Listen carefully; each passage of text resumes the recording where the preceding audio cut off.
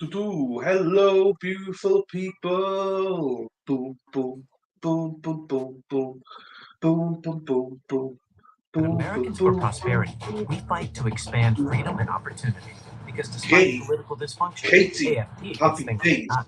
Oh, there's an advert. Happy days. Matt got an advert. Happy days. Katie, happy days. Just saw a L'Oreal.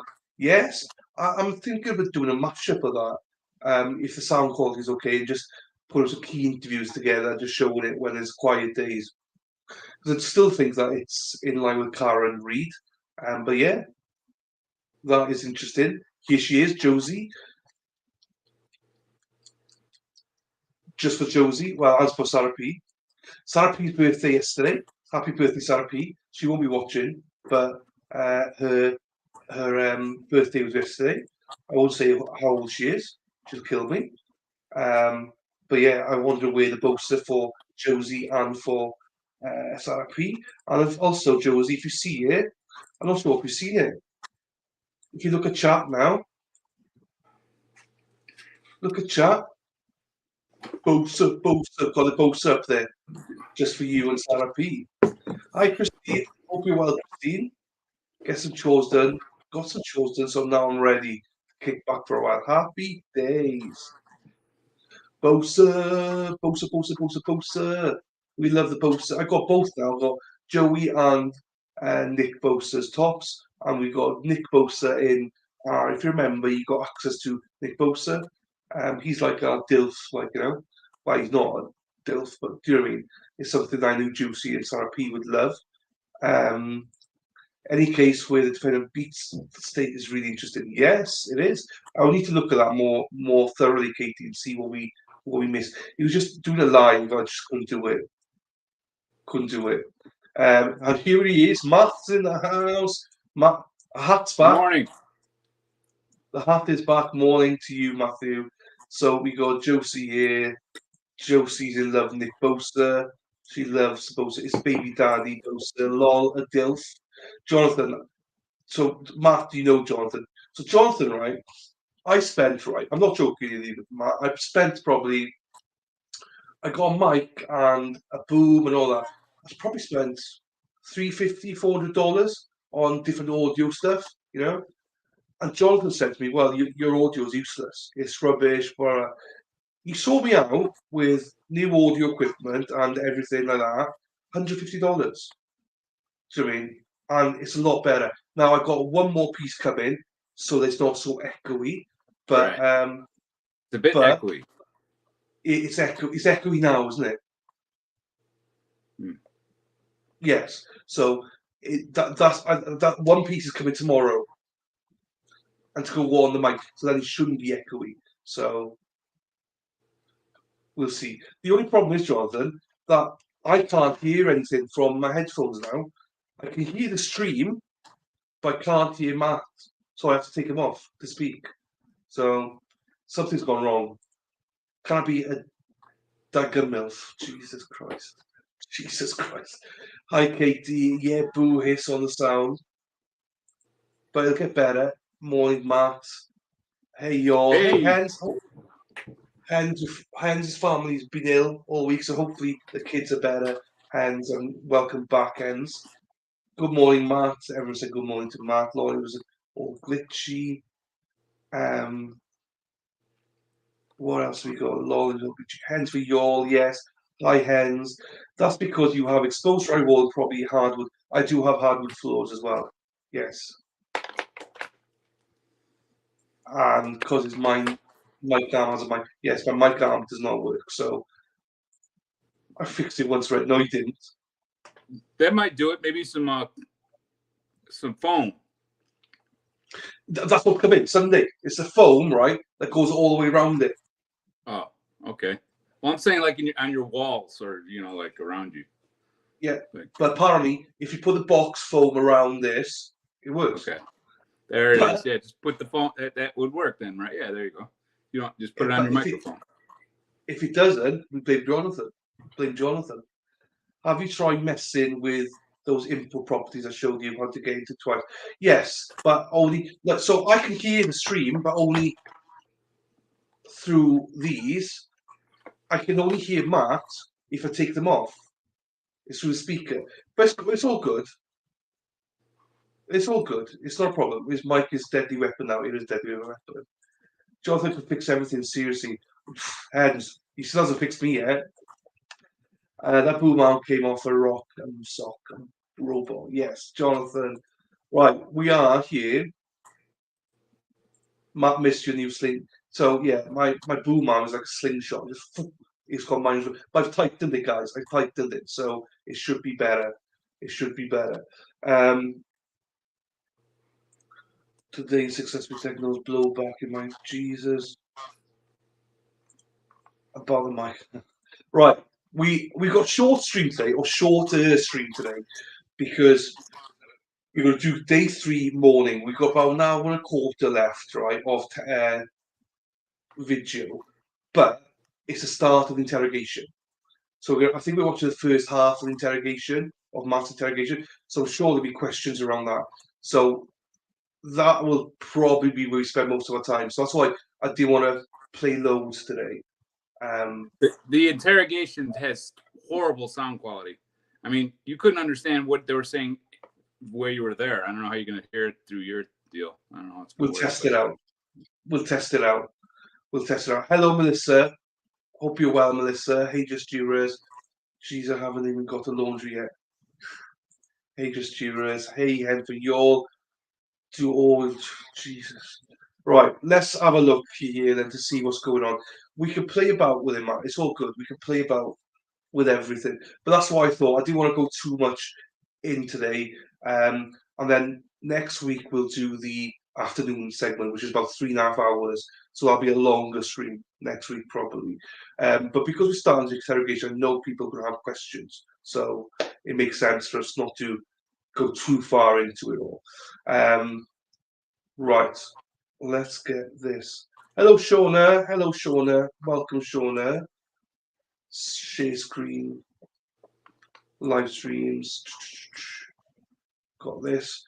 First clip we got is of Mark, guys. He just looks so different. Hang on, let me get it.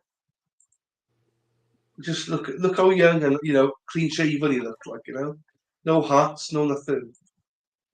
No shower. No shower. Did he not give you? Oh, you did have daily showers, did you? You don't have daily showers. They didn't add. There's the accommodations in jail are horrible, So I mean, that's pretty much what you look. You just shave your head, and they give you razors, and they'll give them to you in the morning, and you can shave. But that's about all you got in there. So it's pretty bad. The clothes I got were supplied by Diane, my lawyer. That would sit up in the front of the jail, and you'd go up there and get dressed up there, and then they would put you in a paddy wagon, and off you'd go to the court. So, Jesus. So you were a little bit stinky by the end, then, surely. Yeah. I wouldn't want to be that good. What's the name of the girl that sits between you and Diane again? Excuse me? What's the name of the girl that sits next to you and Diane in between? Her name is Allie. She was her assistant, and she was vital to our the defense. She was quick on her feet, just like Diane had to be. She had to be. So they did their thing. I watched them do it. It was amazing. She was definitely a part of it. Her last name I've forgotten. It's they say it during trial at some point, but I've forgotten her name. But her first name is Allie. Fair play to Ali. She was sitting next to Stinky Matt. So well done, Ali. We praise you for that. Yeah, that's right. She had to sit next to the guy that smelled like he'd been in jail for 15 months. Yeah, absolutely. Fucking hell. Right, everyone's here. Right, let's start it then, guys. Let's start it. We've got sanitizer in front of him, bottle of water in front of him, and I hope you've got some sweets and stuff as well, just to fill you up in during the trial. Walk along until you get to the bridge. You can go back this way too. And then when you get to just before you get to the bridge, don't go on. Have a seat. Take a seat. Right, what's the audio like, guys? Is it okay? Detective still under oath. Yes, sir. I'm going to resume Plaintiff's Exhibit 72.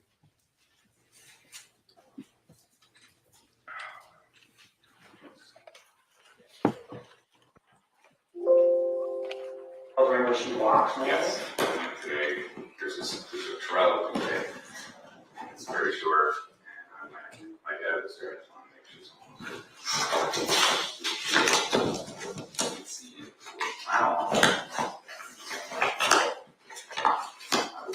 I will.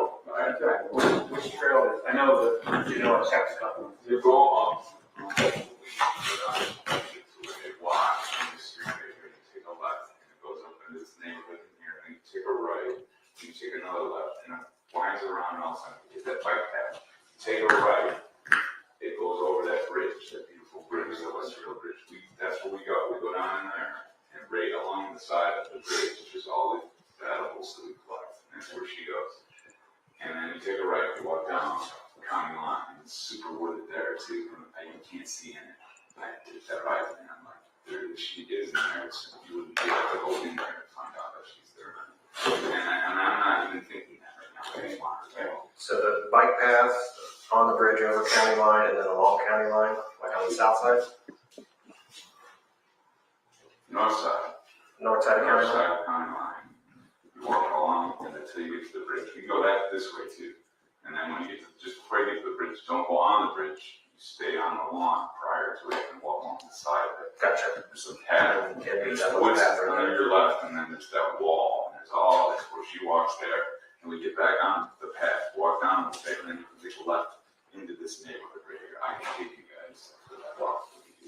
That's pretty much the walk she'll do to do her edible things. If she was to leave here to take a walk to get edibles, which she does all the time, that's where she goes. Would she ever walk off the path looking for edibles? Yes. Okay, so it's possible that she could She walk walk away. away, absolutely. She goes all over the place. If she sees something she wants, she'll go. How far of a walk is it down here to show us how to get on with that? 5 minutes. Walk over to that part. Yeah, and look for the laptop then. And I got it. Yeah, I'm gonna go over this with you real quick. So the consent for cell phone. A little bit. What? So when was this? This is not interrogation, is it? I'm sorry, what? This wasn't interrogation, is it? This is No, what they can. this is the knock and talk. This is where Knock and Grubbs and talk. Peachy first come out on Tuesday early. I don't know, in the morning sometime, maybe afternoon. Well, my dad was there, Yeah. my cousin was there. What I'm talking about right there is describing her walk. She had several walks, but the one in particular, I was describing how to get there. Eventually, I take them. I take them there at some point after this. They don't. You don't hear it at trial, but I take them to where I'm describing where she takes this walk, and that's where they ended up finding her. So. Okay. They say something in there about edibles. What's Yes. what? We foraged, which means that we would look for edible plants. In America, where we were from in Ohio, if you don't treat your lawn with weed killer, the weeds that pop up are edible. I don't know if anybody knows that, and that's what we were doing at the time. That's what we would go out for walks and find these plants and take them home and eat them. It was like a hobby.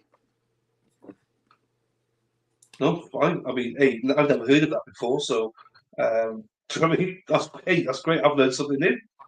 Happy days.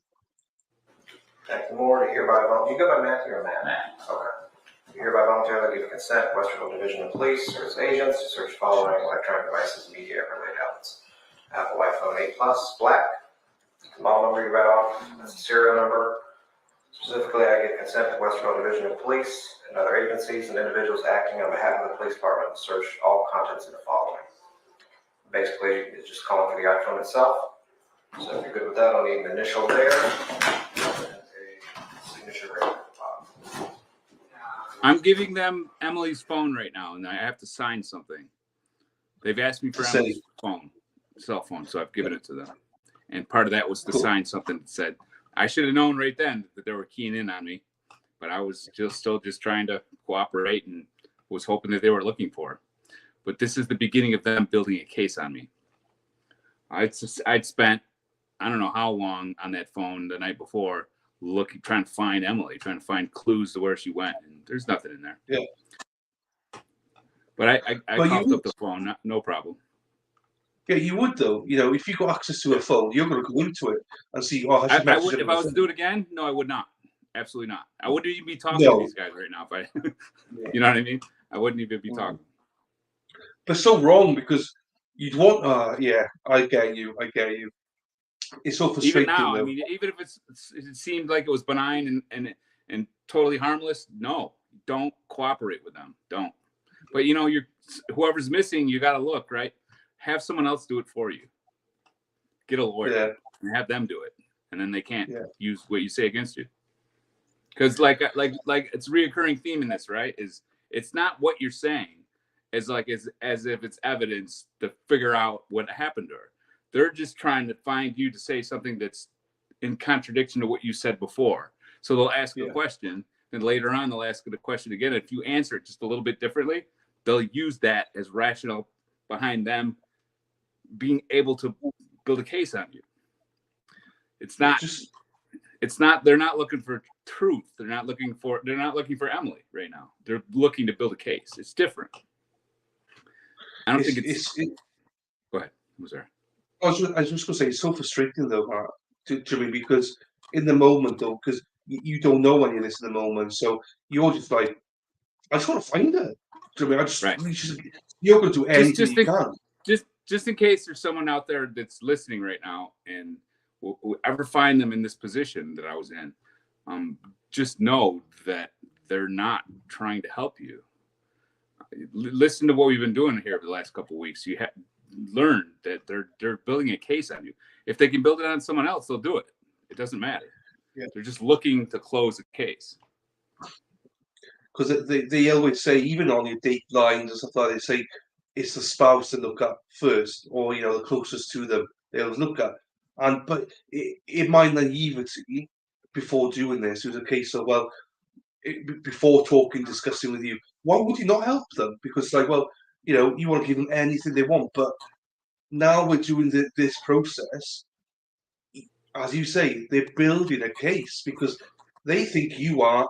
If she's found murdered, you are the one prime suspect.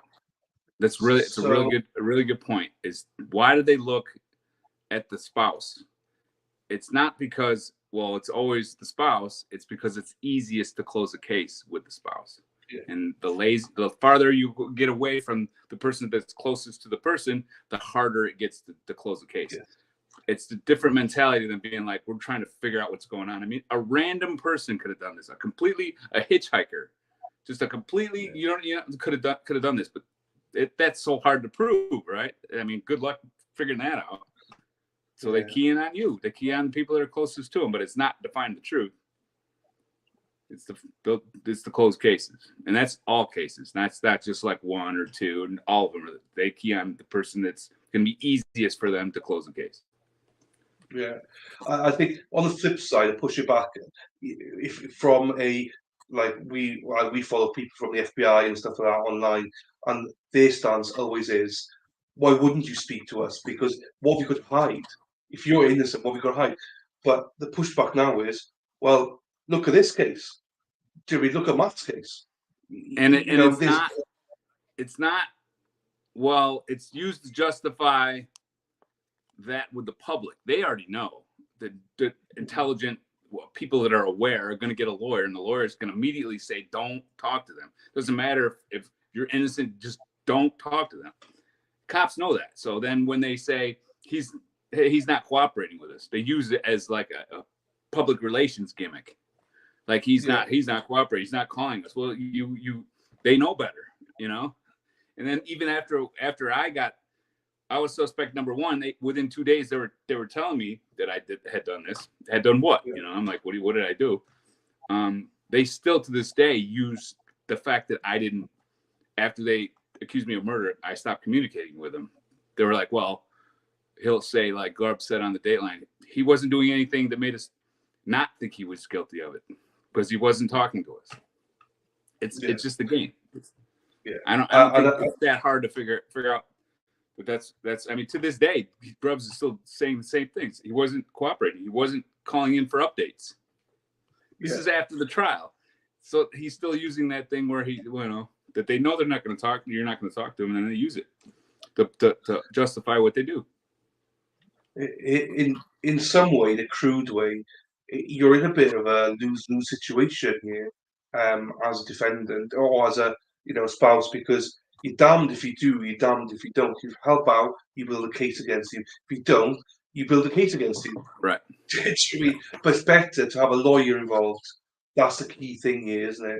Don't say anything at all to them, and get a lawyer. Get a lawyer, and then there's a buffer, and then they can't use it, and you're still going to be looking for your loved one. You can talk to your friends and family, just don't talk to them, and just as long as there's someone there, and you're going to look like an asshole. The public, they're going to put pressure on you that way too. Look at him. Look, he's not talking to us. He's like they did me, but you're just better off. You're way better off. Fine, let's hi Julia M as well. Julia M has joined us. She was new last week. Welcome back, Julia, and welcome to everybody as well. Any questions, guys? Obviously, put them in the chat. I'm trying to avoid questions that we've done before. As of last time, obviously, as Matt said, hopefully you've all gone out and bought the book. We'll put the links for the books. It's in the description box. I hope you've done it. You've gone out and bought the book, read it, and everything. And also, just remember there's a playlist here. This is episode, I think, 7. There's 6 other episodes, guys. So please go through them, because you're going to learn so much as we go through all these episodes. So yes, we'll put the links in now for the book. But please make sure you go and buy it and read it. Right. Yep.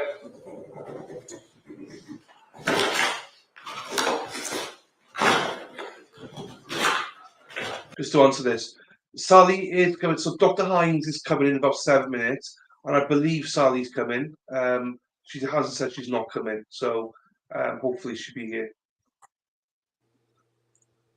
To purchase Matt's book, I think, is that the US one? We've got the UK link as well, Julie. I'll grab it if you haven't got it, Josie, so not a problem. But thank you, Josie. Who's on the... It's Grubbs. Grubbs is the lead detective, Julia. He's on stand for today. So. Okay.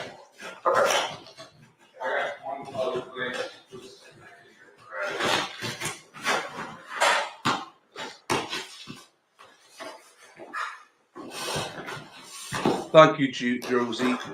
Thank you, Josie. On the recording, The link to the books. The US site is there. The UK site is there. Detective, after this portion, did you leave Abby Cross with the defendant? Yes, I did. And I'm going to put up on the overhead Defense Exhibit D.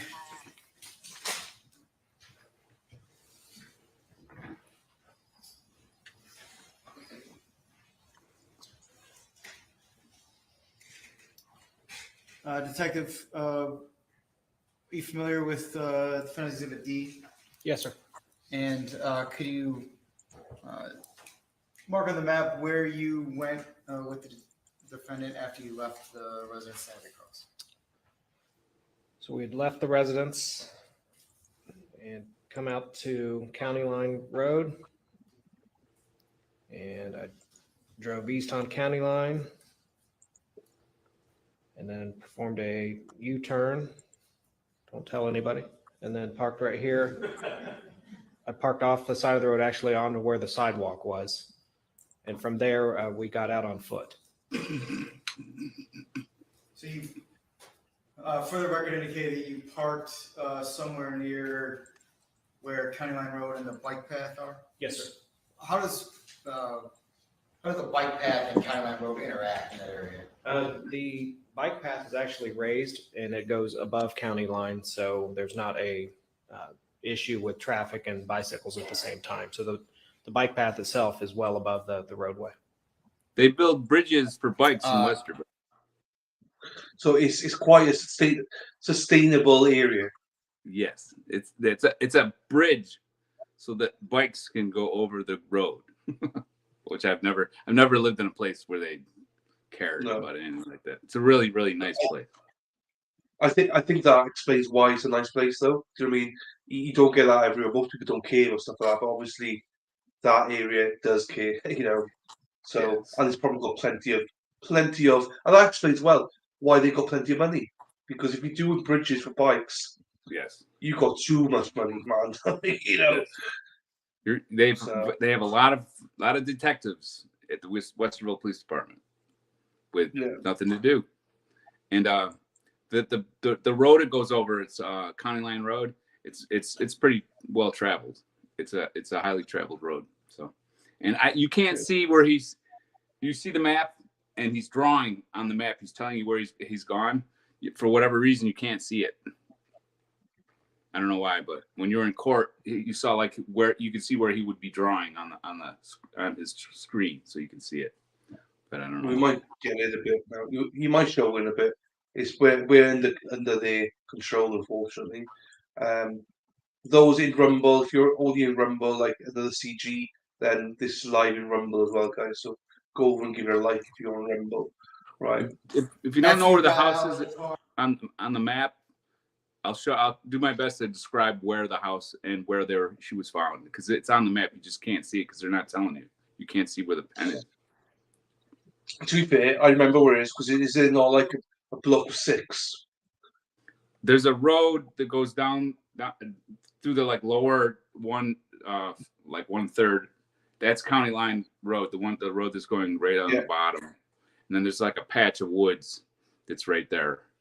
I don't know without seeing. No, I saw it last time. You did explain it last time, Matt. In fairness, you did explain it to us. I remember it because you pointed out there's like 6.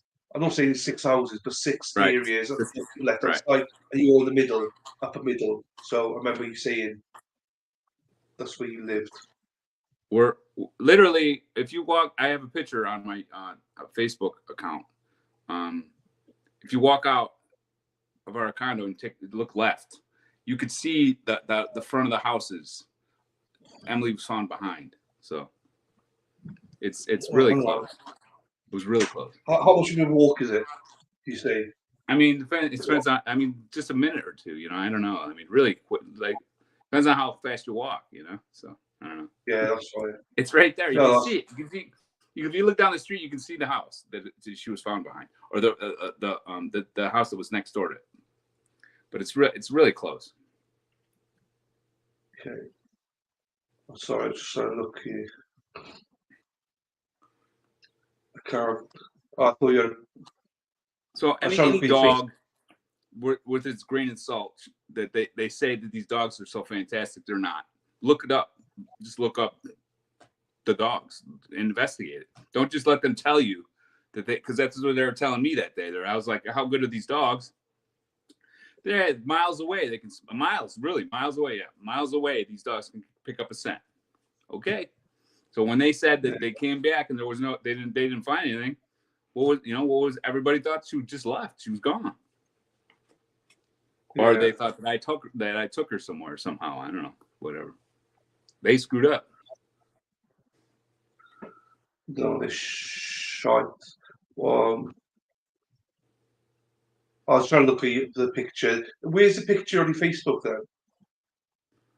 Yeah, you just go to my page, and there's a picture of Emily took a picture of a rainbow. Look for the big rainbow picture. It's like you just go down a couple pictures, and it's right there. If you look down the street, you'll see a row of white houses. That's the row of houses she was found behind. Okay.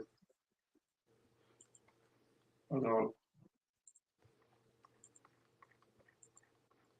Hang on, Matthew. There it is. Here. Want me to show it to you? I'll show it to you. No, I got it. There it is. Yeah, there it is. Well, if you look down the street, down the middle of the street, you see your eyes will land on white houses, and those are the houses she was found behind. So how far is that? I don't know. There. Yeah. So you mean there? Yes. However far that is, looks like maybe a football field and a half. So she was behind those, so maybe 2 football fields, 3 football fields. I don't know. Yeah. Okay. Right. So that's where, but it does look nice. I mean, the area as well, from what you can see there. So. Yeah. You landed on your feet a little bit there, didn't you? It was a very nice place. It was very nice. Very Right, nice and let's quiet. go. You semi-retired, so you know. I like Deserves your it. style there with the whole picture. You found that picture. Good for you, man. I do like to do that. If I can get it, I'll get it up. You know. So I've got some fear. Lou is in here. Hello, Master Dylan. Hello, everyone. Hello, Hi, Lou. Lou. Hey, Lou. Welcome, Lou.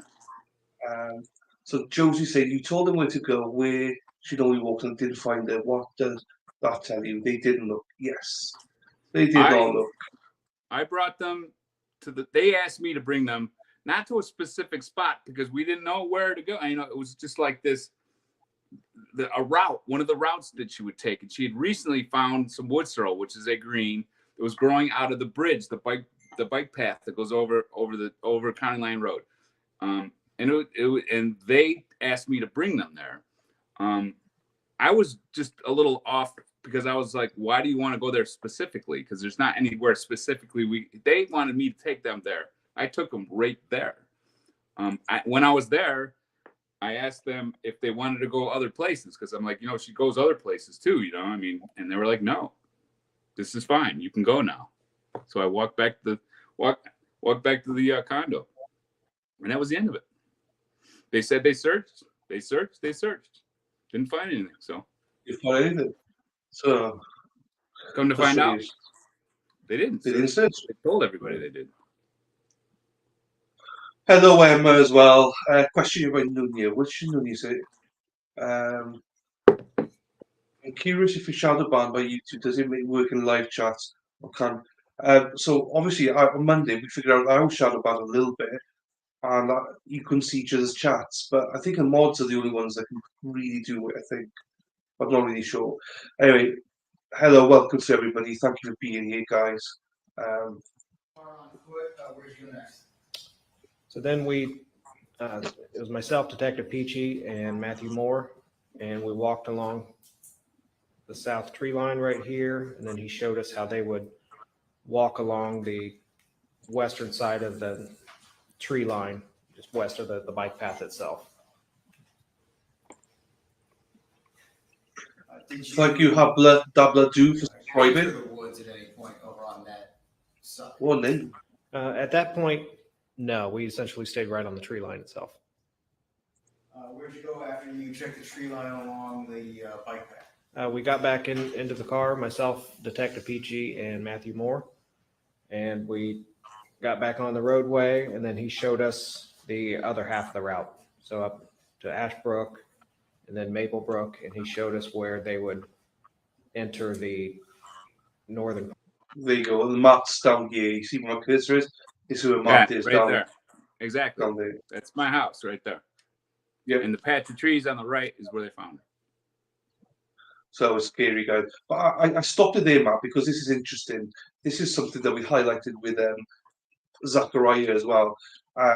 Hence, we all said, and the name, the law and crime, name the trial. So your trial was watch live, staged suicide murder trial, Ohio with Matheau Moore. Well, instantly you're going to be like, oh, this guy staged a murder. Wow, this sounds interesting. So you're at a loss before you even started. Do you know what I mean? Yeah, I had an interview with those guys. The same night that the Dateline came out, they interviewed me live on TV, national TV, on court TV. They stayed late because it was like 8 o'clock, so it was like 11 o'clock their time, you know, like PM. And Vinny was the guy and he's like one of the regular hosts, you know. And I was like, I'm gonna really give it to him, right? Because I know how they treated me. They treated me awful. They treated me like I was guilty. And so I was like going on this thing like I was gonna really give it to him, you know. Once I got on, I just remained nice. What are you gonna do? They were nice enough to put me on their TV show and talk about my book, so I just said, okay. No, and you were nice enough to give us a shout out here as well. So no, you were good on that. You know, I think that's probably the right thing to do. Do you know what I mean? Because if you went and they'd be aggressive, they'd be like, "Oh, you see, that's his aggression." Right. I was gonna tell them all go fuck themselves, you know, on live TV. It was gonna be fun. I told everybody about it, all my friends, you know. And then I get on there and I puss out. They're all like, they're all making fun of me. But yeah, you can't get on. You can't. I mean, what good is that gonna do? the media is the media. They're going to do what they're going to do, and at least we know what the media is about. At least smart people, when they look at stuff and they read it and they just know it's bullshit, you're still going to get your information from them, but you know it's slanted, so you just don't put a lot into a lot of stuff. But yeah, they put me out there as I was already guilty.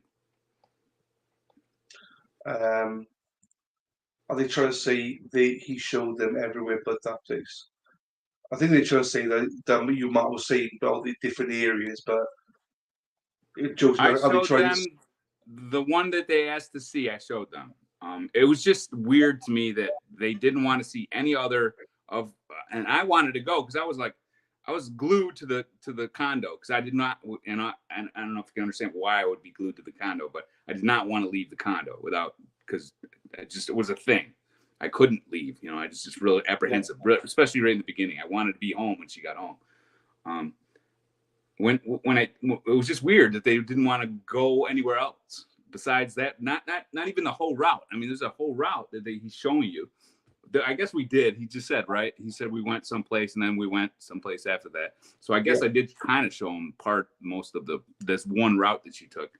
But when we got to this one particular place, they just keyed in on it. They were like, we need you to take us to where that wood sorrel is. And I'm like, okay, that's where you want me to take you.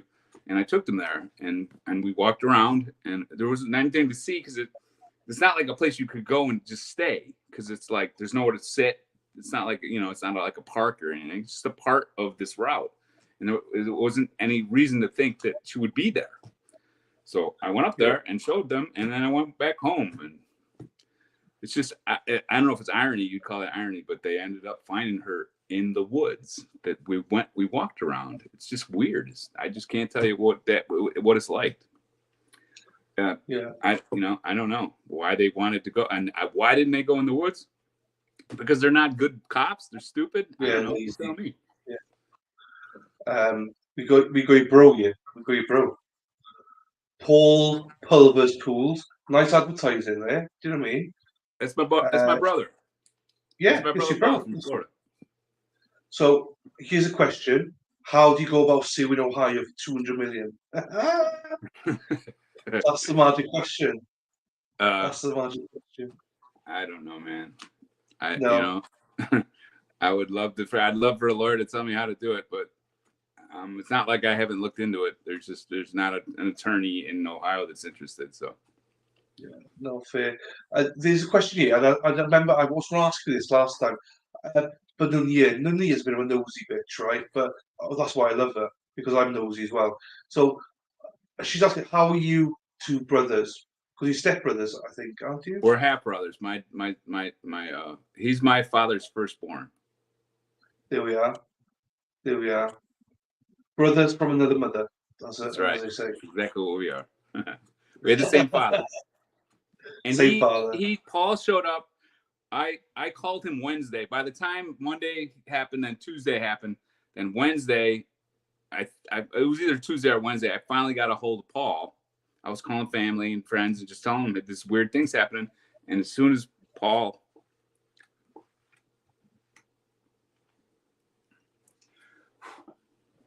he heard, he flew out. And he got there on Friday, so he got there really quick. And he stayed with me for like 10 days, and he helped me look for him. Sorry, it's emotional. No, mate, that's what makes it genuine. Do you know what I mean? But Paul, that means that we show a lot of love towards you, Paul. Do you know what I mean? The fact that you did that, but also that's special because it's like we spoke about this. I think in the first interview I ever did with you, it's like you don't truly know who your mates are until you go through something like this. You truly do know who's on your side, going through what you did. He came in and they interviewed him during the investigation. That they flew down there. Schiffel did, the district attorney, and they didn't get. They threatened him. They tried to push him around a little bit, but whatever they did that same thing with Art. Art did the same thing. My friend from Vegas flew out immediately. He got there on Friday also and spent 10, 11 days with me looking friendly. They interviewed both of them, and neither one of them testified at trial. I gave them each $5,000. I cut them a check afterwards after they left when they were leaving. and I remember. they put the checks into evidence, like, hey, look at what's going on, but they didn't like have him testify because then there was nothing there except the fact that there was 2 people that hung out with me for 10 days, 11 days, right while this was going on. And I mean, you would think that they'd want to interview them, right? You would think that they would want to in court to testify, but they didn't get anything from them, so they didn't even bother mentioning it, except the checks, because the checks were mysterious, right? Well, they're not going to put them on stand if it's going to be bad for them. Do you know what I mean? So that's the whole thing, isn't it? You know, it's ridiculous. They're selective. It's called It tunnel is vision. selective. It's exactly what tunnel vision is. Sorry, Nunya. What I call Nunya. Well, I mean, Nunya, you are a nosy bitch, though. Let's be honest. You know, but so am I. So good. She didn't mean that. I was letting him know. I remembered him in Damn Get. We all remembered him. It's all good. It's all good. Matt, there's a lot of love towards you, Matt. I Yeah. used to enjoy I know. Crown Shield, but now it's all that. You know, before you're ready to question. Fine, because it would look good for you, Matt. Yeah, that's the thing. If they put them Paul on the stand, you know, it's like what did you do for 10 days? Well, actually, we went looking for a here because the police wouldn't basically believe him. So Matt actually did look for her, and just a different way, but they don't want anyone to hear any of that What we stuff. did is COVID was shut. It was shut. COVID shutdowns were in effect. Nothing was open. I don't know if you can you remember that? Remember that? There was nothing. Yeah, No one went to work, right? No one went to work. You couldn't go to a bar. All concerts, everything was canceled. So it was just a weird time. They flew in on Friday. We made flyers, and there was Black Lives Matter rallies going on at the time. We went to 2 of them, and we just went up to people and said, take a picture of this flyer and put it on your social media. We were just trying to get the word out that Emily was missing. She wasn't, to me, she was alive. There wasn't any reason for me to think that she wasn't. Those dogs looked around. If she would have committed suicide, they would have found her. So, I mean, where did she go? John Kramer saw her Monday morning at 9:30, 10. He recanted. What he said is he didn't know whether it was that Monday or the Sunday before. That doesn't mean that it was the Sunday before. Then we proved that the Sunday before we weren't even home. So it was Monday when he saw her. So that's what we went with. She was last seen Monday between 9:30 and 10.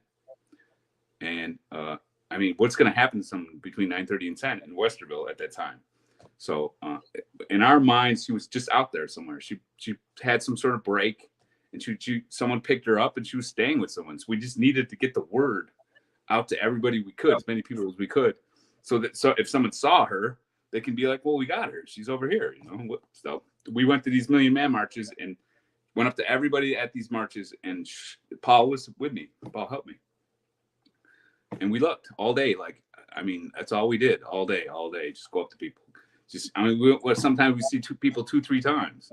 I mean, there was a ton of people at these rallies, you know, there's thousands of people there. Yeah. And then other than that, we would go to places. A friend of mine who ended up becoming a friend of mine, she's a missing persons advocate. And I was talking to her on the phone through Facebook. And she told me to look for Emily in places that we'd been together. So every place in Columbus that I could remember that Emily had taken me to, we went there. And we put flyers up or we talked to people. And I can't list the amount of places we went. I mean, I should have listed them, but I mean, we looked until we were exhausted. We just went all day. We looked and looked and looked and looked. So, and then Grubbs will get on TV to this day and say that I was sitting home drinking, doing nothing. He's lying to you. They know. They had a GPS in my car. They had some sort of device that they put in my car. So they knew I was driving around looking. But No, fine. No, it's scary, isn't it? Well, I mean, we got someone here now that will obviously have an input. You actually showed him up, man. The next guy we got on screen, you actually showed him up. He's looking fresh. He's had a new haircut, I think. He's looking very damn fine. The ladies are going to love him. But Matt's wearing his hat, but this guy's not wearing his hat today. So Josie, unfortunately, but I will say this: he's looking damn fine, ladies. Here he is, Dr. Hines in the house. How we doing, Dr. Hines?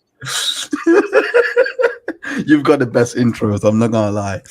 But thank you so much. I appreciate I was listening backstage to everything that you guys were saying, and it's I'm laughing hard because of because of what of what you said. So that explains the tears. But it was emotion what Matt had to say was emotionally moving because in all fairness, I think what we have, in my opinion, because I haven't seen much emotion from Matt, and this is the first time I've seen a lot of emotion from him. You know, he has been trying to fight a lot because, again, when you've been falsely accused, because that's what he has been falsely accused of, like murdering his wife, and he's like, no, this didn't happen like that. He's been fighting left, right, and center, trying to say, no, this does not happen. And this is the first time I've seen him like kind of get into his own and be like, yo, these were the moments that it really hit me hard. And I'm really happy that we got to this position because that's what I mean. Like I said, my ex-wife accused me, which I'm not gonna get into, but I understand what he felt, in all those times coming up to now, because sometimes I've been like, hey, maybe you shouldn't say that, maybe you shouldn't say this, but that is literally what happens when you're trying to fight the truth with so many people, and like, in your head, you're thinking, no, this is not true. I have to set the correct record straight. And I'm finally happy that he's showing you guys this side of him to say, yeah, this was the human, this is me sort of thing. So I'm really happy that I really got to see that side of you today, because I was kind of waiting for that side, man. I really was. I was like, hopefully, I was like, gosh, please, like, I hope he's not disconnected this far off. But I'm really happy to see that side of you today. I'm really, and I'm happy to see you again. How are you doing? Good, thank you. Good. No, I think that was good. He has shown emotion a couple of times, but yeah, I know what you mean exactly. It does hit. He is human, and I think he holds it back quite well compared to, everything that's on his shoulders. But I will say also, I like the way you just put that in there for the ladies that you are single, Dr. Hines. I'd like to say, my ex-wife, just to get on the towel, used to say, ladies, I'm single, let's go. I feel fresh out here. So I told you he was the best host. I didn't even say anything on the sort, but there he is. He's doing his job.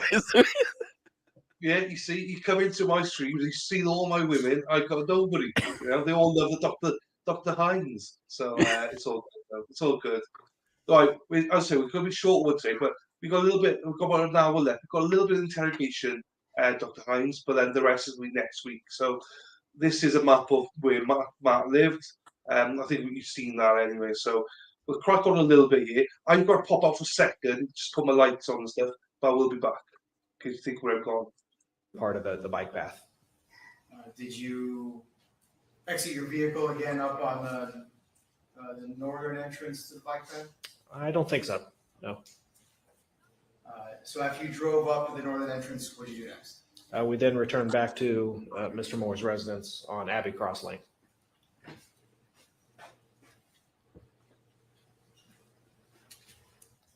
Other than the cell phone, did you collect anything else from Abbey Cross at that time? Mr. Moore identified a pair of socks that belonged to Emily and a white shirt, as well as a hairbrush of hers. And what was the purpose of collecting those items? In case we needed to submit them later on for DNA testing purposes.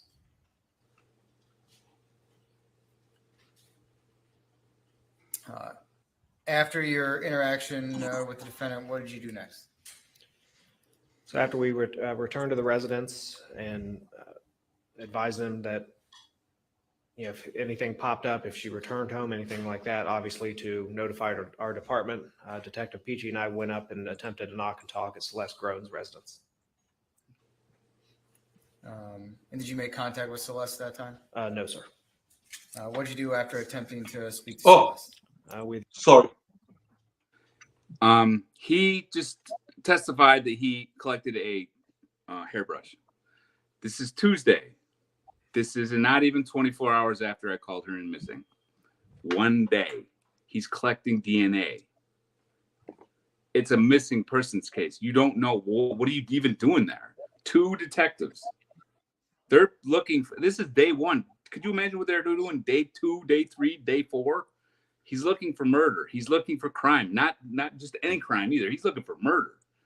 And he put his foot on the pedal because he's a rookie cop. And this is the way they went all the way through. What did he know about Emily? What could he possibly have figured out between when he got the case, which was earlier that day? He didn't know anything about Monday. He gets the case. He reads the case file. He goes out for a knock and talk, and he's collecting fucking DNA. He's looking for murder. Am I? I don't know. No. Is that police procedure out of all these missing people that call in missing persons cases? Do they go out immediately and start collecting, like DNA samples for murder cases? I'm going to say the guy's out of hand right from the beginning. I think just Jura's nails it here. He really wanted to lead a homicide case very badly. So it goes back to what you said. He was quite young, even though he looks old as hell there. But he's quite young, ambitious. He wants a case. He wants this case. And he built it, and they found her, and they found her, and it was suicide, and they couldn't turn it around because they're probably incapable. They put too much into it too quickly, and it's just an example of what happens when bureaucracy. It's like you don't have control over it. This is what happens. He probably brought this case to trial. He didn't have any choice. When I say that when he talked to my lawyer beforehand, before the trial, and said that Diane's going to destroy him, they were like, "You're going to destroy us," because they knew they didn't have a case.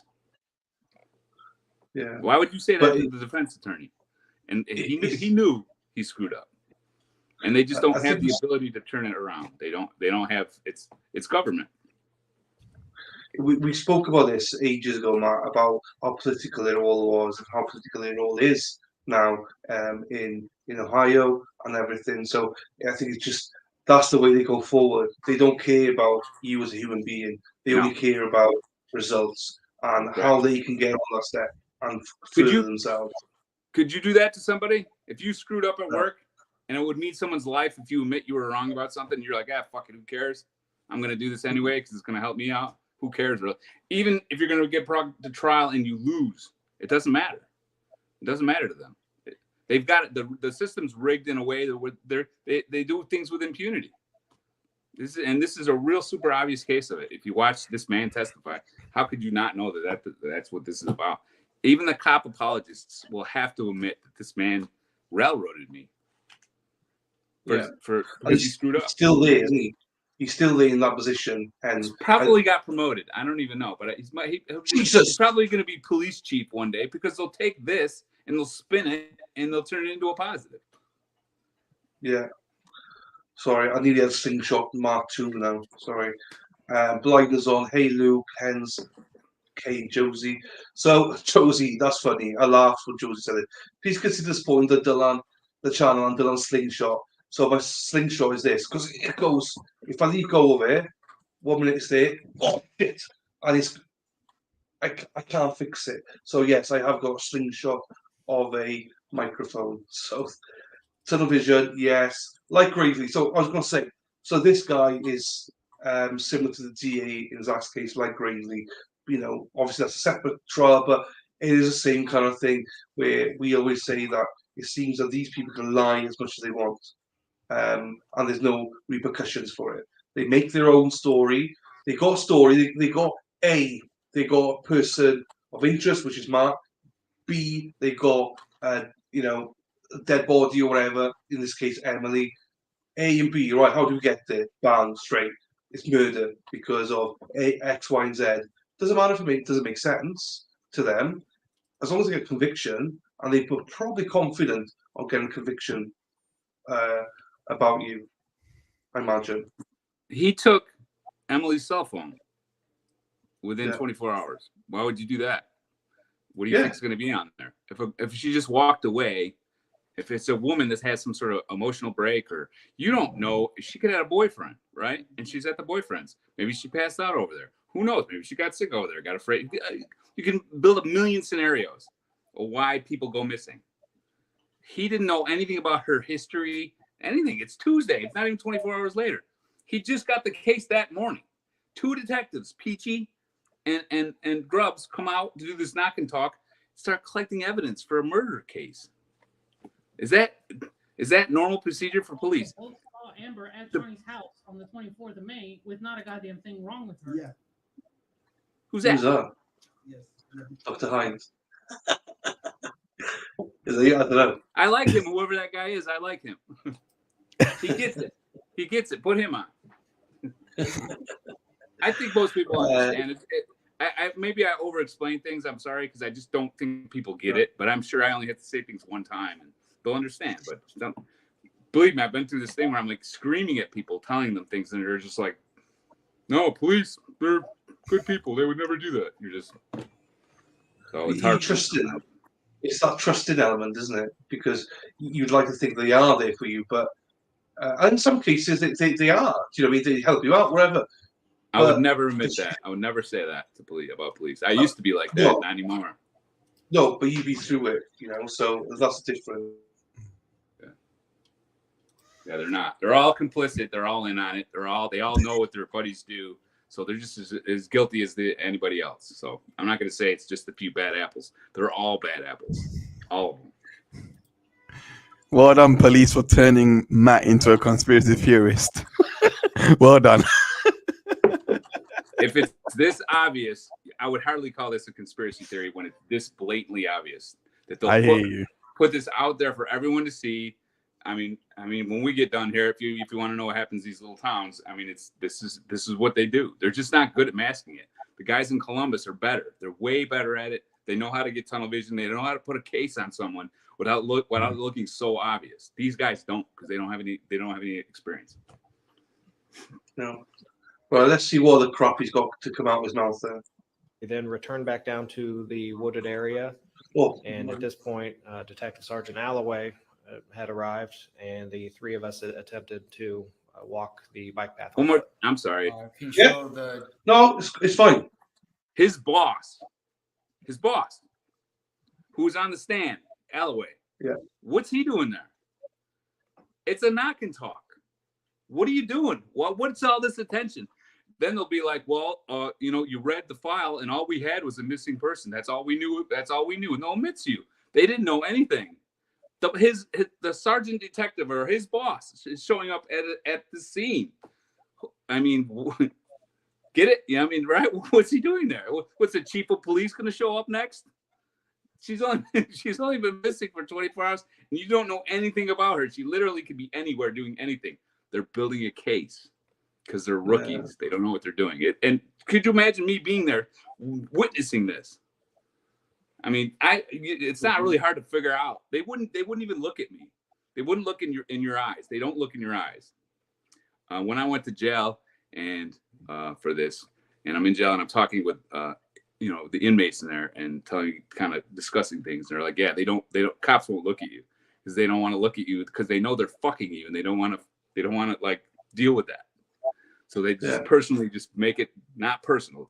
That's why they're not looking at you, because they get trained to you're going to do this horrible thing, and they don't want to know if you're a person or not. No one would look at me. No, that dude wouldn't look at me that day. No one would look at me. Yeah. I mean, yeah. It'd be interesting to hear if it's like this all the time, but it must be, because 24 hours is not a long time for a missing person to then turn into a homicide case. That's not. There was no evidence found anywhere, and they testified to that. Holloway did that a couple days ago, our last couple podcasts ago. He got on the stand and he said when Texas EquiSearch was called in, they asked them, well, what information did you tell Texas EquiSearch? And he said, well, there really wasn't anything to tell them. We just had a missing person. He's admitting to you that there was no reason for them to even be there. Techless Equisearch searches for corpses. They showed up on Saturday, but I mean, they're doing what they're doing now with the bosses coming out and everybody's looking, and they're not even really looking, are they? I'm like, hey, you want to go up here and look up here? These other places where she would go, and they're like, no, that's all right. This is fine. This is all we need. Yeah, it's me. Yeah, they don't want to get dirty. Yeah, they don't want to get dirty. They got a mind. They knew what they had. They had a guy from out of town, stay-at-home guy, you know, whatever that was all about. He kind of has a beard, long hair. He's not from that area. He doesn't know anybody from anybody around. So we can do this to him. I'd say they knew right from the beginning what they were going to do to me, because I can tell now that I'm out of it and I'm looking at it, I can see it. What are you collecting a hairbrush for DNA for? Not even 24 hours after someone goes missing. Is that protocol? Is that what other police departments do in other parts of the country? Do they immediately show up when someone's missing and take DNA samples? I'm going to say probably not. It's odd. Maybe we'll get with Mighty Me. Maybe Mighty Me will be able to tell us, because he used to be a cop, right? Yeah, true. Right. Jury again marking where you went, the three of you at that time. So we had started on the south side down along County Line Road, and we checked this entire area up to where Maplebrook Drive is, essentially having between the three of us, we had one on the path itself, just in case there was any blood or anything like that. Blood. They're looking for blood outside. Yeah. Right where they found my wife. Right in the same area. What are they doing? Who's looking for blood? No, that's true. This is Jonathan, HOS of the Devil. I talked my husband. Can you imagine it? I talked my husband into selling our house and buying land and building a house while living in a trailer. That's love, Hans. That's proper love, living in a trailer. Yeah, you're lucky. Tell your husband we applaud him. That is proper love. Hi, Julian. Hope you're well, Julian. Hope you're well, sir. Right. Retain it at that point, and then a detective along each side of the bike path, and we all moved north at the same time. During that time when you were walking along the bike path, did you go into the woods? Barely.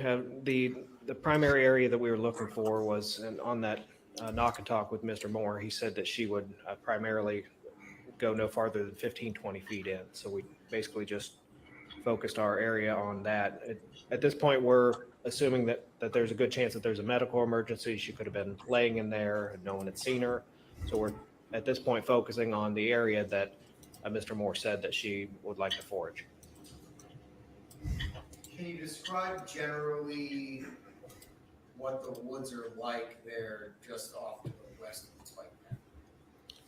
It's fairly level and fairly open. You have obviously a lot of trees, as you can tell by the photograph, but they're generally much higher than eye level or anything else like that. So it's a lot more wide open at that point.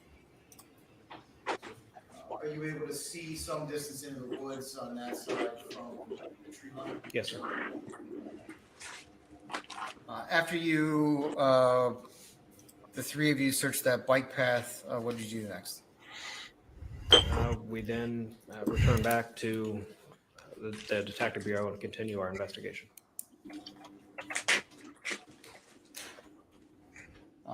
Detective, during that time, on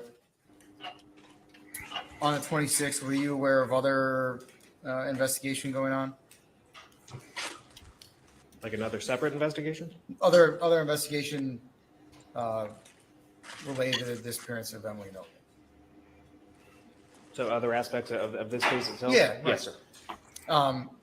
Had you enlisted the help of other detectives to help do some of those things? Yes, sir, it did. And can you give us an idea generally of the types of things that were being done at that? We had a detective looking online for any social media activity, anything that could potentially be out of the ordinary. Had another detective go to the 3 restaurants in. Sounds like a task force they got going on Tuesday. And yeah, it was within 24 hours. And your brother says as well, Paul said, I think it's standard to collect as much as they can when it's still fresh, like blood, clothes, DNA, which in the end proved your innocence. Seen that? I don't know if he's kidding or not. No, I I don't know. just thought he's your brother, not my chum. So He's always kidding around. He's always joking around. I have no idea. So he's probably kidding around. Uptown and try to talk with them, see if there was any video, anything out of the ordinary with any of the servers. You know, at this point, anything that we could have to potentially go on. Did you participate? Go on, yeah. I could see in your face every time you want to say something, man. I just look at you and it's like you bounce it and then you stop yourself. It just seems like they're putting an awful lot into a girl that they know nothing about that is missing. You're talking about blood, collecting samples. It just seems to be too much, too early. It's just too early. They made their minds up too early, yeah. Yeah. Okay. Obviously, as well, Dr. Hines, anytime you want to say something, just jump in, man. It's all good. No worries. Thank you. Okay. In any of the canine searches that we were testifying about yesterday?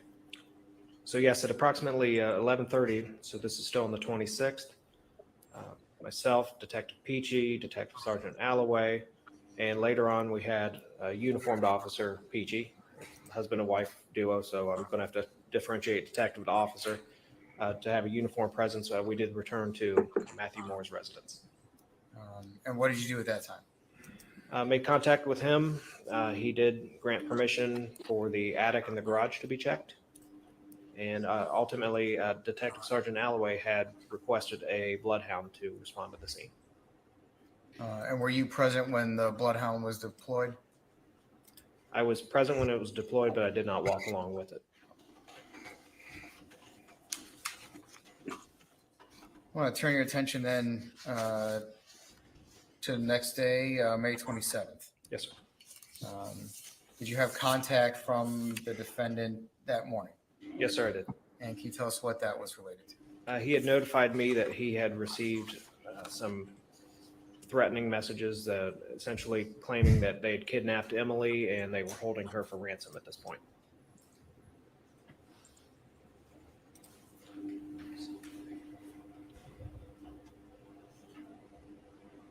What did you just say there? I misheard that, I think.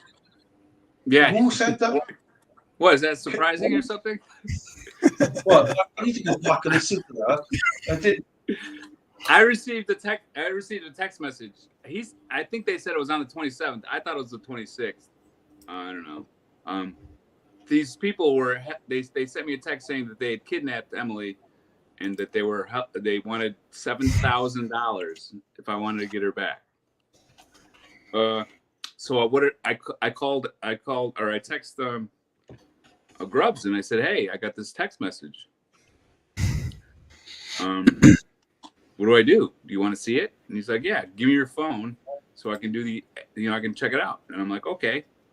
I thought this was Tuesday. You'll have to rewind it. Did they just say this happened on the 27th? Let's listen to it. Let's listen to it again. He had notified me that he had received some threatening messages, essentially claiming that they had kidnapped Emily and they were holding her for ransom at this point. No, let me go back further. Hang on, let me go back a little bit further. Yeah, the date. Yeah, I've gone back. Had a uniformed officer, Peachy, husband and wife duo, so I'm going to have to differentiate detective to Husband and officer. wife duo. To have a uniform presence, we Whatever. did return to Matheau Moore's residence. Get your ass handed to you in a hat. And what did you do at that time? Made contact with him. He did grant permission for the attic and the garage to be checked. And ultimately, Detective Sergeant Alloway had requested a bloodhound to respond to the scene. It was Tuesday. And were you present when the bloodhound was deployed? I was present when it was deployed, but I did not walk along with it. I want to turn your attention then to the next day, May 27th. 27. Did you have contact from the defendant that morning? Yes, sir, I did. And can you tell us what that was related to? He had notified me that he had received some threatening messages that essentially claiming that they had kidnapped Emily and they were holding her for ransom at this point. Did they ever catch who did that then? They probably didn't bother looking into it. They didn't because I think they deemed it a hoax, maybe some sort of, I don't know. But I do know one thing: they didn't investigate it. There's nothing in the police notes saying they looked into it. So, you know why? That's really bad as well. I can tell you why. Because it didn't have anything to do with me. That's why. Yeah, I can. You get whether it was a joke or not, you at least look into it, right? Yeah. They didn't even. Go on, Heinz. No. I'm agreeing with everything he's saying because you're supposed to eliminate bias as much as possible, especially when you're in a position of prosecution, etc. From what I know, anyway, so if they didn't even entertain it or at least look into it, that's not a good look on their part, because that's why other Go on, police that are more experienced will look into it, but this guy didn't even bother. Yeah. That's wrong. Yeah. Okay. Diane goes into all that. You know what I mean? We won't see her today, I don't think, but we'll see her tomorrow. You have to watch Diane go after this guy. It is classic. It's just, it's like a 2-year-old talking to like an adult. It's just. We've got a new viewer here, Matt. The Ducarino. I wonder if the cops sent that threatening text to get you to turn over your phone, and that's why they never looked into it. Maybe. And says good point. That's a good thought. But they got the phone they got the phone that day with a warrant. How did they get the warrant? Yeah. With no evidence, zero, nothing. I guess they just hand out warrants. And why would you even want a warrant? You haven't found anything. They get a warrant that day, the 27th, for my phone, and it's right here. You want to see it? I got the phone now. They give it back. Yeah, right. That's a good point. I think for Ducarino, I think actually, so there's a logic there potentially. Okay. The rest of you here, please go and follow, obviously, the links for Dr. Hines and Matt's YouTube stuff are there. Please also go and like this video. I've seen more people watching than there are likes. Please make sure you like it. It does help because I have been sort of shadow banned on YouTube. So yeah, masses of complaints about me. So, but my strike has now been removed. So we're hopefully back to normal. Hopefully. Right on. No more swearing. I won't swear anymore. Not swearing, just complaints.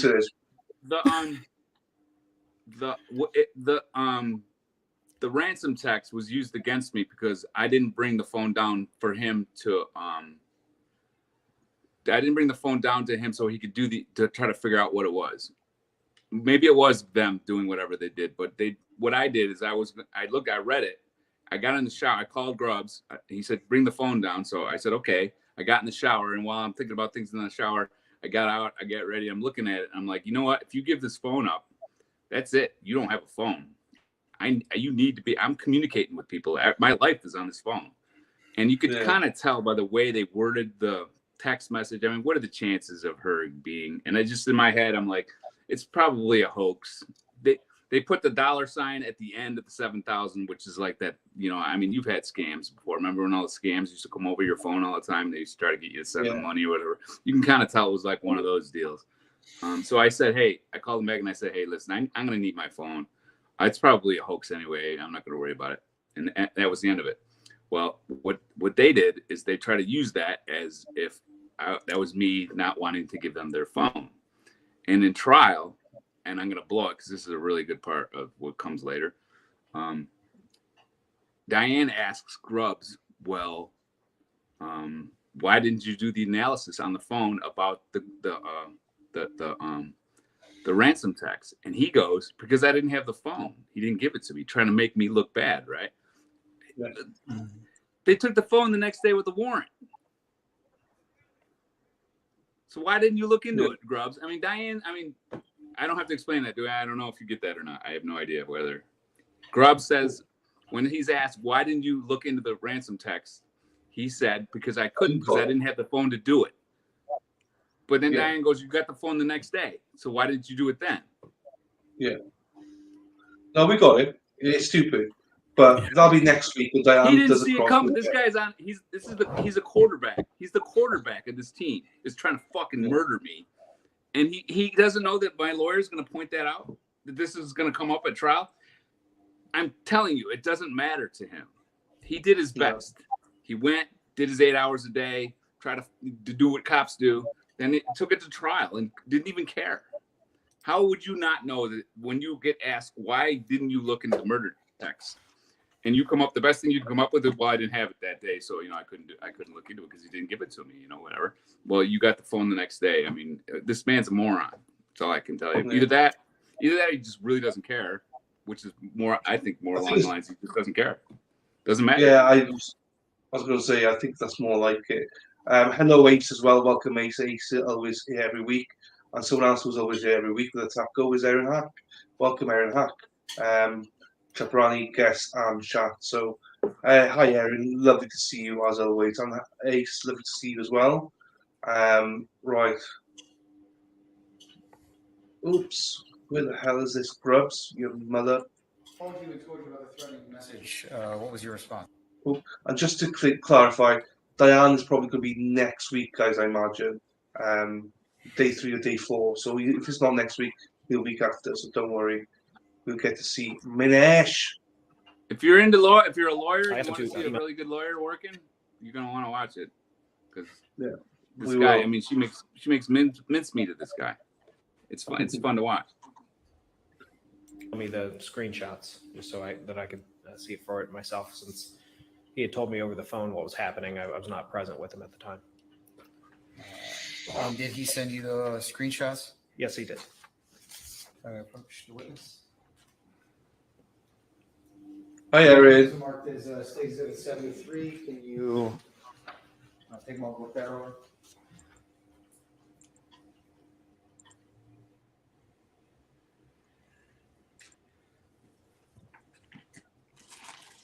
Okay. Thank you. You recognize that document? I do. And generally speaking, what is it? The screenshot that Matheau Moore was notifying me about.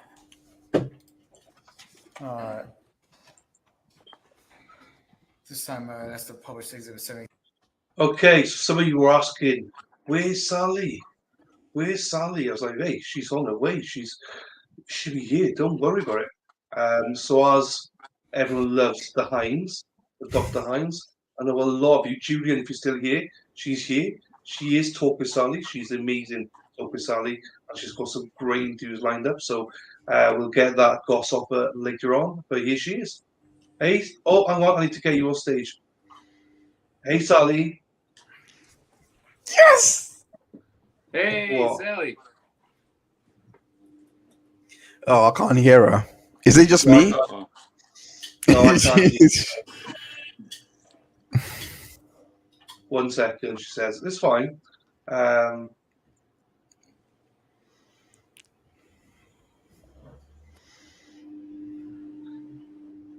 You I can't remember to turn my mic on. We can hear you now. I forgot to turn my mic on. It's got to plug at work. Boomer. I was like, Jesus.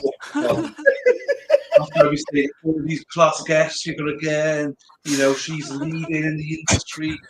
She doesn't turn her mic on. So, well, welcome, Sally. Welcome. It's always lovely to see you. We're lovely to see you. It's been forever. It's been 2 weeks. I missed you guys. Hey, you guys are doing good. Hey, Sally. So hopefully, Mel, everybody is here. So everyone's excited. Yay, Sally. I'm not sure why she's so excited to see Sally all the time. It's like, what's going on? It's exciting to see Dr. Hines and Sally every time. But I know why. It's all good. I prefer seeing Sally than me, to be honest. I prefer seeing Sally than me. Most of them women, so. Morning, Sally, everybody. So yeah, everyone's here. Julian's here. Julian popped in last week as well, but last week was Sally's birthday, everyone. So Yes. she knew. She over celebrated a little bit, maybe. It was fun You enjoy time. yourself. You enjoy yourself. That's the main thing. Yes, I did. I had a wonderful day. Good. Hi, Nanya. We just doing. We got probably another 45, 50 minutes of this testimony with Grubs left, Okay. but we've only watched like 20 minutes, and we're now 20 in. So, you know, we could still be here 4 hours. Is what I'm saying. So I'm not Yeah, sure I how long. figured. Yes. So, which is fine. We want to get everything down. It's fine. I'm here cooking my bacon. Nice, Julian. I like a bit of bacon. Right, let's go. Let's hear this. 3 of the jury. Oh. Go ahead. Sally got a bit tipsy. It was cute. Erin Hack. Detective, I'm showing you Exhibit 73. Can you tell us, now the jury can see it, tell us what it is we're looking at here? These are some of the messages that Matheau Moore had received in regards to Emily being sick, and they were holding her for ransom unless they received $7,000.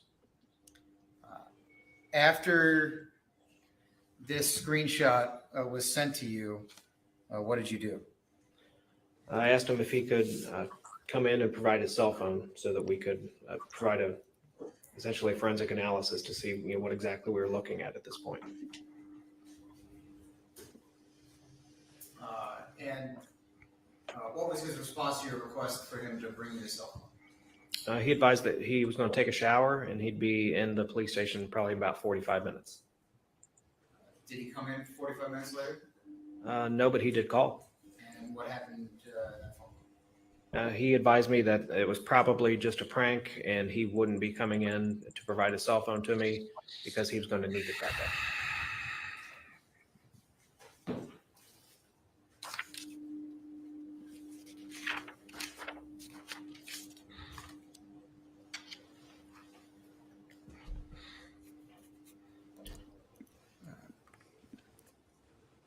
Was there other investigative steps being prepared for May 27th? Yes, sir. And can you tell us generally what those were? Detective Lecty was working on obtaining a search warrant. There was a search warrant for the residence at 46 Abbey Cross, as well as a search warrant for any electronic devices in Mr. Moore's possession. And what was the purpose of a search warrant for 46 Abbey Cross? Because at that point, we had nothing else to go on other than the fact that, according to Matheau Moore, the last place that Emily was seen was sleeping in the house. So that was Not the true. last place we He's had lying. to go on. Not true. Hold. John Kramer saw her between 9:30 and 10 o'clock on Monday. Not true. They came out with on Tuesday. They came out with a press release saying that was the last time Emily was seen alive, or seen. Was on Monday between 9 and 10 out in front of the condo. He's lying to you right now. So as far as, and especially that early in the investigation, for him to say, well, we got a warrant because Matt Moore was the last person to see her alive. They know that it's just, maybe then they might have been a little weird about it, but now they know that John Kramer saw her on Monday morning. So he's lying to you. Well, I mean, that's not the first time, is it? We're seeing. No, it's not going to be the last. This is nothing. No. Wait till you see what he does later. Not this is. You've got to say, for him to do it, not have a care in the world about being prosecuted for perjury. He doesn't care. He knows it's never going to happen. He doesn't care. So, but it fits his story, so he has to say this. He's got to make up this nonsense to make his story believable. So, your brother's going. He says, "Love you, Marty. See you, Ohio." So, got to get stuff done. Right. All he knows all about it. He was there for the whole thing. Yeah. We asked for a search warrant in case there was any sort of evidence in the residence itself. Evidence of what? You mentioned that part of the search was nothing. Apparently, you can get just because he said he got the warrant because I was the last person to see him alive. He knows that's not true. So what he did, what did he go in front of a judge and lie to the judge and say I was? Apparently, maybe he did. I don't know.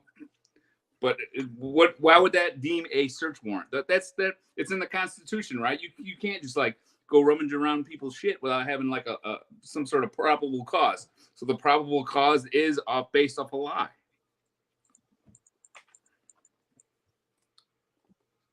Yeah. Well, I don't know the ins and outs of all that. I'll be honest with you. I don't actually know what you know about this case so far. What has been shown to you that would rationalize a warrant for someone's home? Have you heard anything from anybody? Well, not in the first 24 hours, no. But it's because this is in the first like week or something, isn't it? They got your phone. Do you think that this is what they do? I mean, she hasn't even been missing for how long now? Not even 24 hours. They've done this thing. He got the case on Tuesday. He did the knock and talk, didn't find anything. Started collecting DNA for shit, whatever, for whatever reason. The next day, he nothing new comes. Nothing. All he's talking about is some ransom text that he didn't investigate.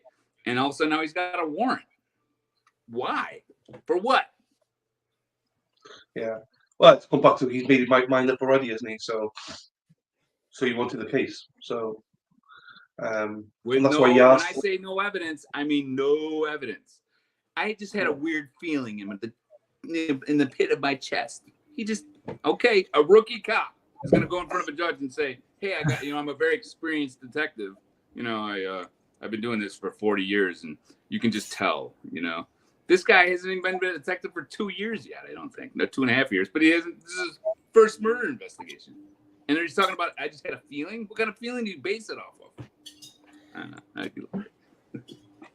No, that's fair. I mean, I say, I didn't realize it was so quick that he sees your phone. Do you know what I mean? So, yeah, quick.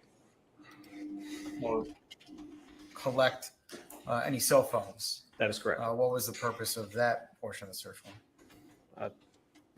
To see if there was any forensic evidence on Mathew Moore's cell phone that could provide us with this furthering this investigation.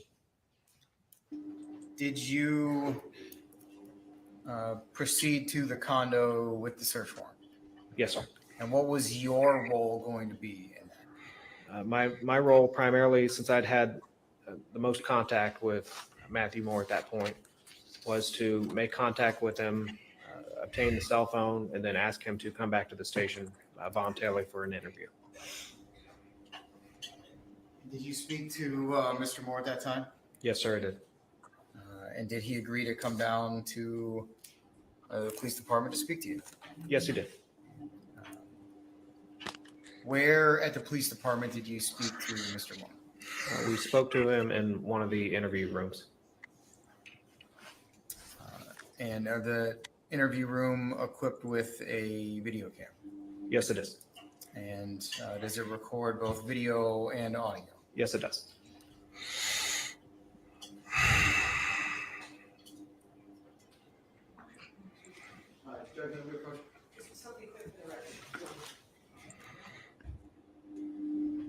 Fast forward this bit.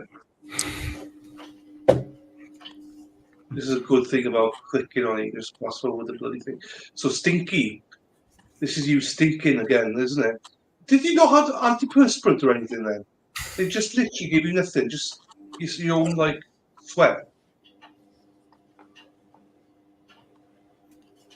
Matt's ignoring it now.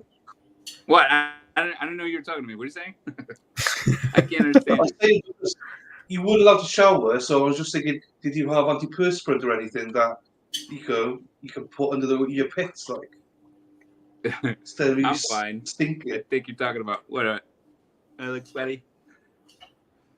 No, it's all good. It's all good. Here we go. This is all good therapy for me. This is good to go over this. It is. Good. Detective, who was present for the interview with Mr. Moore? Initially, it was just myself and Mr. Moore. And did anyone else join you during that time? Later on, I was joined by Detective Peachy.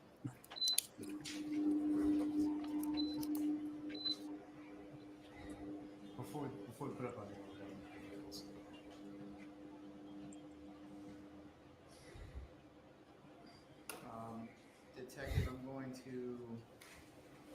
74.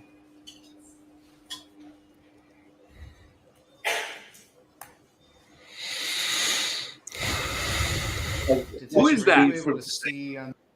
What? Who's breathing like that? Hines. It's Dr. Hines. Oh, come on. Snitches get stitches. Snitches get stitches. You're the only one in front of your mic like this. My mic's I'm over so here. sorry. I'm so sorry. Ow. Oh, Lord. I got found out. I got found out. Sorry, guys. Whilst we're waiting there, though, I just want to say congratulations as well to you, your son, Sally, passed his welding course. That's awesome. What did you say? I said your son passed his welding course. Why can't I understand what you're saying? Your son passed his welding course, didn't Oh, yes, my son passed welding. Yes, he is done with school. Now he gets to get a job and make money and get out. Just kidding. You have a son? Oh. I have a son and I have a daughter. I have a 21-year-old and I have a 18-year-old. Oh. Yeah. That's so sweet. Yes, I love my babies. I love my kids. But he graduated, and usually I do a Thursday night show on Twitch, and I was like, okay, no show. We're celebrating. He's done. It's like finally done. Yeah, he's excited. Nice. Yeah. And I got a new mic, so maybe that's why you can't understand me. I blame Jonathan, my new mic. Jonathan got your new mic. Well, he's supposed to be better, but apparently no one can understand me. So no, it's not your mic. It's that I'm just not hearing well today. Like certain tones are hard for me, so I'm like trying to hear your tones. Does that make sense? Yeah, I say echoey because I've got a box coming to cover it, so there's no echo, but there's echo at the minute. You know what I did for my room? I got foam pad from like camping foam, and I stapled it to my ceiling, like in different spots to bounce the sound or absorb the sound, or you know what I'm saying? It'll take the echo out. Yeah, well, I've got a thing to put around my mic, a box to put around my mic, so hopefully that will work as well. So Okay, cool. we'll see. We'll What try. mic did you get? Don't know. It's one of these. If Jonathan's in the chat, he'll be able to tell you. I can't even read it. What I'll tell you is it's a lot cheaper than what I originally bought. Well, that's really cool. I don't remember where it is, but Jonathan can tell you if he's here. So That's cool that you don't have to have it close. Like I have to have mine close when I speak. Like if I turn away, you can't hear me. I have to be like right into it. No, to be fair, he sorted me well out, but my boom arm doesn't work. It is broken, so I have to be very careful what I do. So sometimes it's up here somewhere, but most times it's over there. It's quite far away when you think about it. I'm jealous. I want mine to be like that, so I don't have to like sit next to it. I hate having to speak into it. Anyway. Well, no, my last mic was like $200 and this was like, I think this one was like this mic was something like $60. Cool. So a lot cheaper. And it was, well, it sounds good. I it's not the sound. I just couldn't understand the your dialect. Like I did the enunciation was what I couldn't understand. So my mic's good. Yes, I did, Erin Hack, but my boom's finished. So now I've got to buy another boom or something as well. So just spending money after good money. That's the better of using. So I'm using 48 valve phantom power supply. Whatever that means. Digital. So it's not digital mic. It's apparently you need one of these. A phantom. I'm doing it right now. What's the thing? Power supply is what you need. I don't know what it is. What is that? If you don't have this is what you need. Whatever Jonathan's got there, 48 phantom power supply. I know. Do not do anything digital. And apparently this is really good. Okay. And he says he gets like 30 dB of gain adjustment that is also noise free. See? So, if you've got any questions, Jonathan's your man, guys. I have no idea what the fuck he's on about any of it. So, right, let's get back to this trial. I don't know why we're talking about this. The screen in front of you To figure out what that is. stays at a 74. Right, let me get back on this. Oh, hold on. That was a test. You I thought passed. it was a trick question, sir. Now, can you see he stays at a 74? Much better, yes, sir. All right. Before we play that, can you tell us what it is you're looking at there in States Exhibit 74? So this is from one of our overhead cameras in the interview room, and that's Mr. Moore sitting in one of the chairs. And does it indicate a date of when this is being recorded? It does. And what is that date, sir? May 27th, 2020 at 4:47:02 p.m. And is the State Exhibit 74 a true and accurate copy of the video recording of your interview with the defendant on May 27th? Yes, it is. All right. At this time, I would now ask to publish the first portion of State Exhibit 74 to the jury.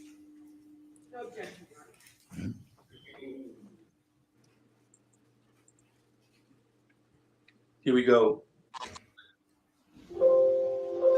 And it's all coming out now. I've got Emma, Mel, Dunya, everyone, Erin, all slugging my accent off.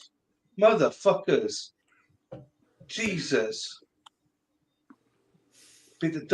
Jesus. You all hate me. Emma, no, that's not what happened. That's not what happened. Emma, that's not what happened. I'm just trying to drop it. I can imagine they yawning all week with me. No, that's not what happened. Right, I wasn't. I actually wasn't. No, it's fine. It's fine. I know where I stand now with everybody. It's fine, Dr. No. Hines. I know you weren't yawning at me, Dr. Hines. I know. I feel so embarrassed. Oh Lord. Don't be embarrassed. It's fine. Pardon me.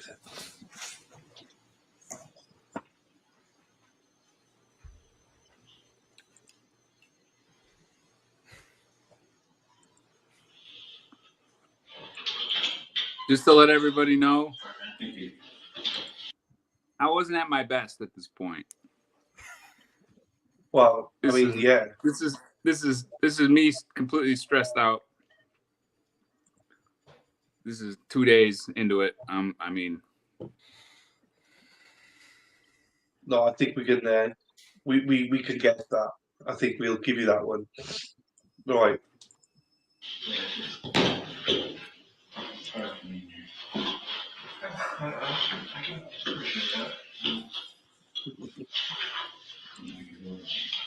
So, now, like I told you, when we were out there, said you were not under arrest. You weren't handcuffed coming in, is that correct? Correct. Okay. And that door has a lock. This is a voluntary interview. Okay. Obviously, we need to do the best we can to get the full story. We can find your wife and get back to normal. Obviously, part of that involves talking with you. So, again, this is a voluntary thing. Like I told you out there, I haven't lied to you. I'm not going to start now. We could have done it from my house. No, this part we can't do Because it's not voluntary. No, it's completely voluntary. And I could leave. Yeah. I don't want to. I'm just. Yeah. You try that door right now. At some point, could we I want to help you. I want to get this going because I didn't do it, and I want you to find whatever the hell happened to it. Me too. I want it to happen. But just. Detective, as you began that discussion with Mr. Moore, did anything stand out to you about your initial interaction with him? Yes, he stated he didn't do it.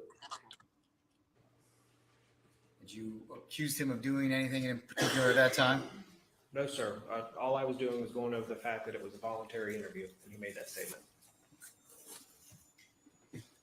No, but it's a little hard for me to do some kind of. I respect that. Point, But we can take out in the hallway or something.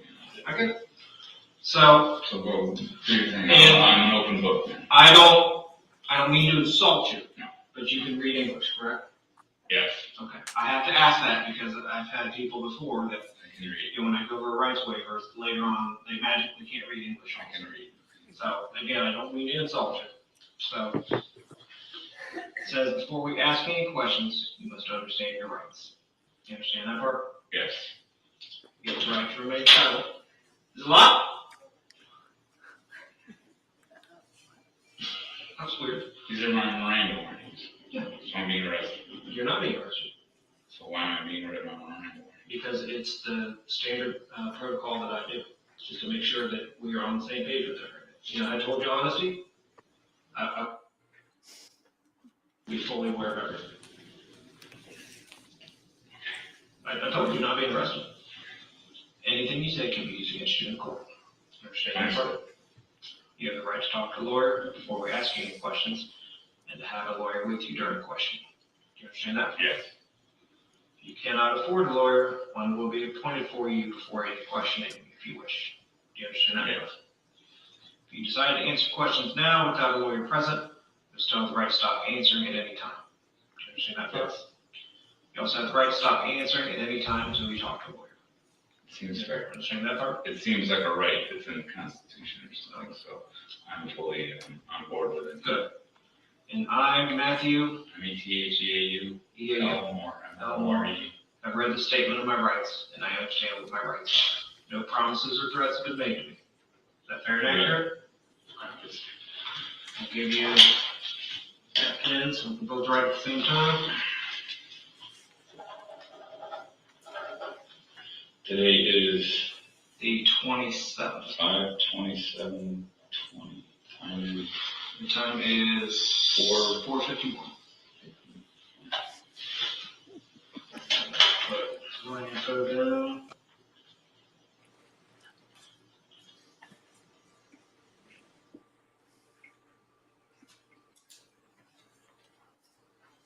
Detective, I'm going to hand you what's been marked as Exhibit 75.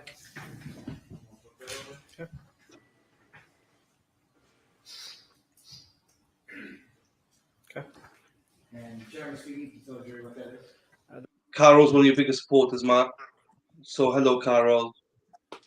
That is a copy of the Miranda rights waiver that I just went over with Mr. Moore with his signature on it.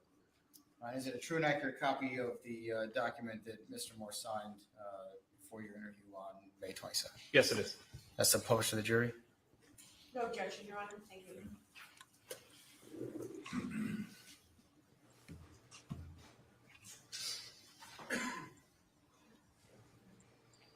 Detective, I'm not showing you what's Exhibit 75. Did you read that language at the top of the form directly to Mr. Moore? Yes, sir. And whose signature appears under the waiver of rights next to the word sign? That's Matheau Moore's signature.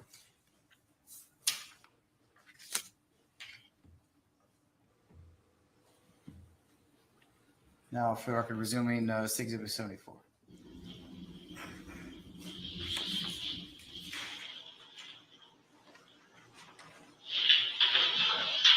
So now, when you called to report Emily on Monday evening, Officer Hollis is the one that came out, correct? like I had said, you. Yes. Very friendly. That's very nice. Did it treat you well? Absolutely. Okay. Did he have you provide any sort of? I can't even talk. It's been that kind of day, Trust me, right? I'm gonna have a hard time talking. Well, if you get tongue-tied, I'll totally get it. Did he have you fill out any sort of written statement as to what had happened? No. Okay.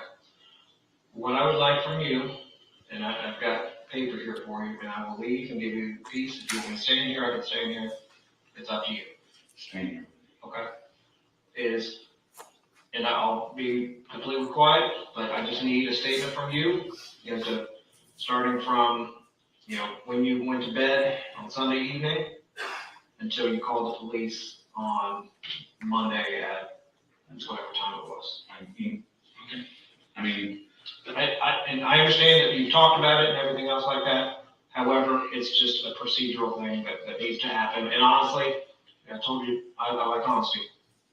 I'm not happy that Officer Hollis didn't get that on Monday. It's probably fresher in my mind then. I've gone through this in my head with timeline, and some of my times don't line up. I made a phone call when I thought I was sleeping. Okay. So, I mean, I try my best, but I don't want to make faults. You're human, right? Yeah, I'm human. And all I want is your best. It might be, specific times I couldn't really be like, this is when I did this, this is when I did that. I could if I had my phone sort of. Just the best that you can. How is any of that helping him find her?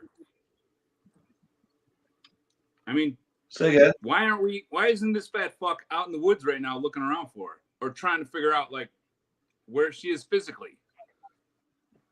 He's not looking for her. He's building a case. He thinks you done it. He's got the person right there. For no reason, with no evidence. You have to have some sort of evidence before you accuse someone to do this to someone, right? No, you don't. Because to me, it's not about solving crime. It's more about money than anything else.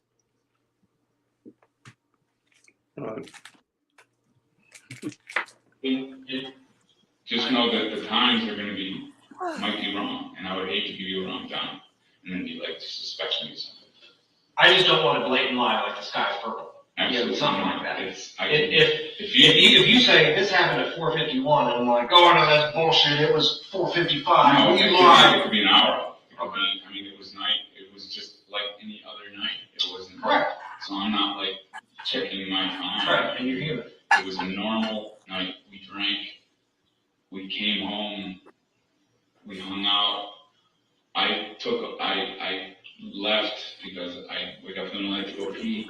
I don't go back into the bedroom because I don't want to wake her up. I sleep in my son's room, who doesn't live there, on the couch, and I slept. I made texts, and I talked to people during that period. Okay.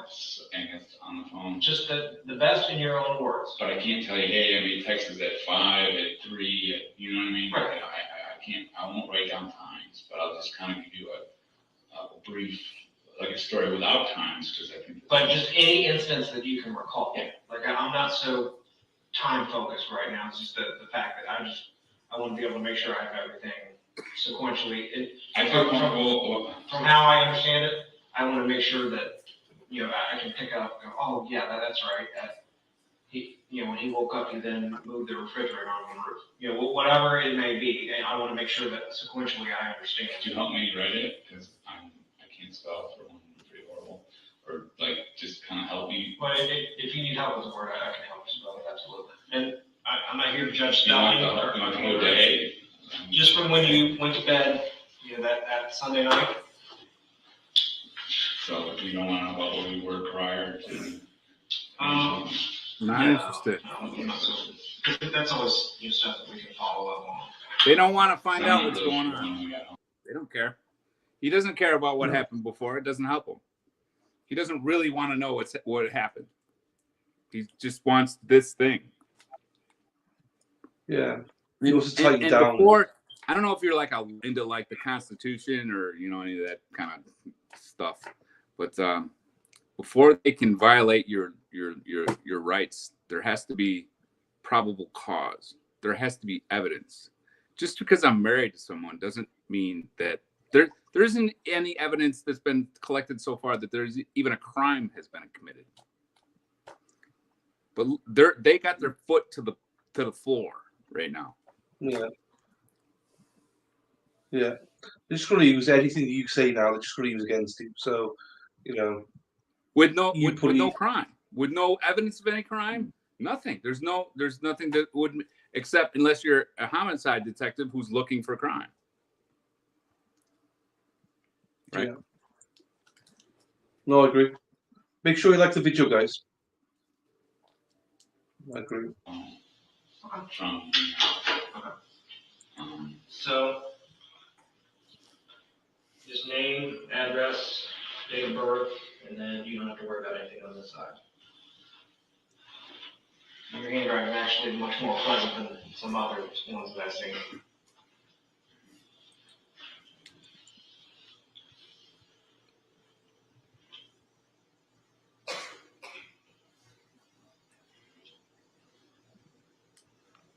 Do you want the Westerville?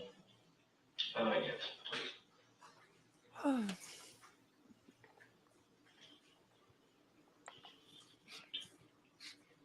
I'm fast forwarding this.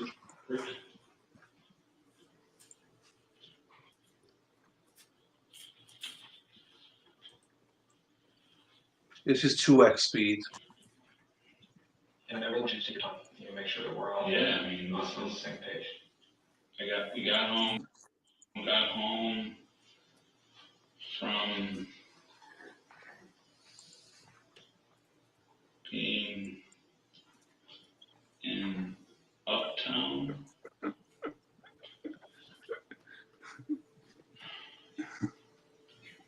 We talked. It was her birthday. We talked, we went to bed. Together. Do I say we had sex or? Any details like that, I mean, we're all Made love, I guess. It was her birthday. Fell asleep. I fell asleep. I'm not sure if she did. She might stay up. I'm not sure that I passed out. Woke up.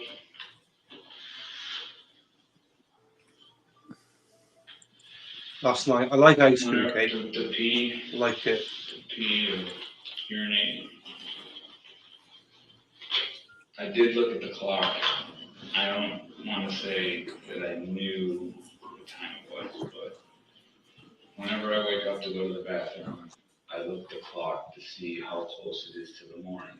And that determines whether I take a sleeping pill or not. Which is, I don't know.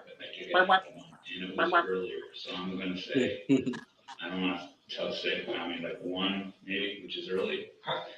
And I woke up, urinate, went to my son's room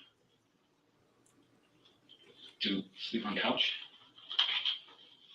Couch is COUCH. Spent time looking through TROUGH phone. Made a few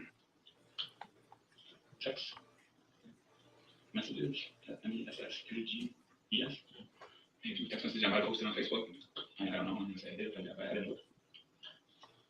Might have posted on Facebook. I texted my stepfather. I didn't text it back. It was 3. He got back at 8. From what I saw today, I actually texted back to him at 8, so I might have been later than I thought. But at some point, late morning, late morning, or I get like 8, 7, 6, I don't know, whenever that's late night, early morning. It's at some point. Was it sun up? I couldn't tell you. At some point, I'm going to say it was starting to be dawn because there's a reason for that. Because usually I do fall back asleep before it gets light out, and then I usually wake up at like 8 o'clock, 7 o'clock. You know what I mean? I didn't wake up till like past 11, I think, which is really late. I could have woke up a few times in between that and to some point fell back to sleep.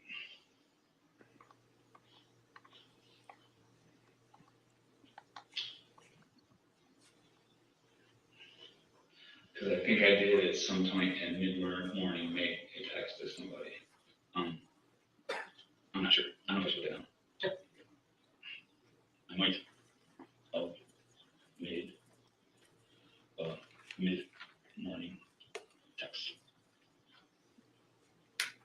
I remember awaking. The text that is the time is like almost 12. I could have woke up 11 just like that a little bit. Waking towards TWRD. TWARDS. Towards noon. I text.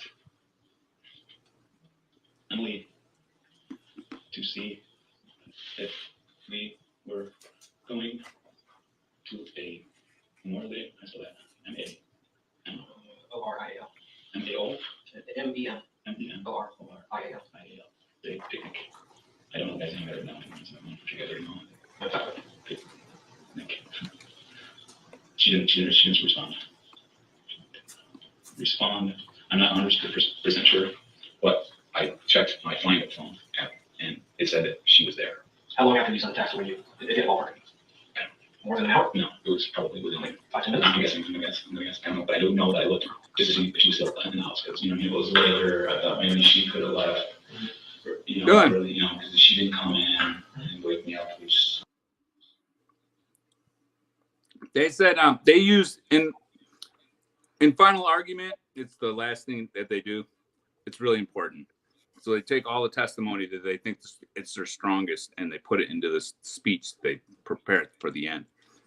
And in this speech, Sleeper mentions that I used my Find a Phone app on my phone to see if Emily was there or not.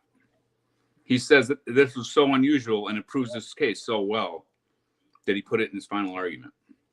That it would be it's ludicrous to think that someone that lives in a condo as big as it was would use a Find a Phone instead of just getting up to see if they were there or not. That's their evidence for final argument. Yeah. I know people that text people that are in the same room as the other person. Yeah, it happens.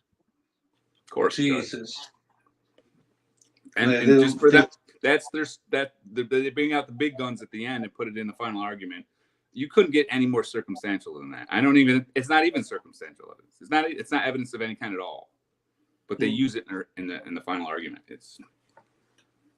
I mentioned that because I just mentioned I used my Find a Phone app, which I did quite often to try to find out where she was. So, all right. Why she does that? We had supposed to go. She didn't respond. At some point I checked my Find a Phone and it was still there. I don't know how much longer I lied in bed, but I know I made another text to her at around 3, and said, well, I guess we're not going. And I'd already been up in the house, so I didn't know her phone was on. I hadn't seen her phone by then, I don't think. Or I wouldn't have texted. It would have been there. I don't know how I heard that. She didn't respond. I retexted. I got up, looked through the house. I checked for her car.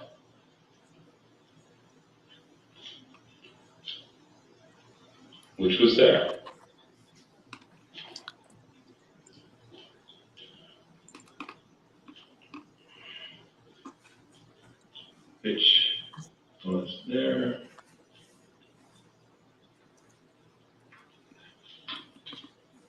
Went back to my son's room. Hi, Chrissy. Chrissy's from Ohio. She remembers this. Room, lied on the couch.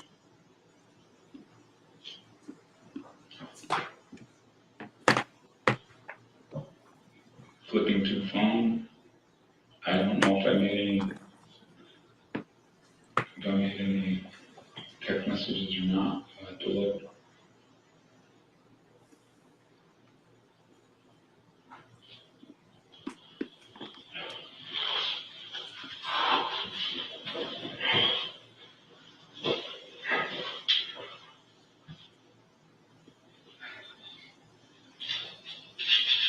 Some point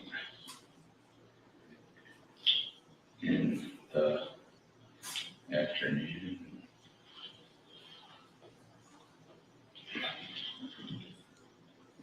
I noticed her phone, I noticed her wallet. Okay. Where were those at? Her phone was next to her bed, her wallet was, I don't remember.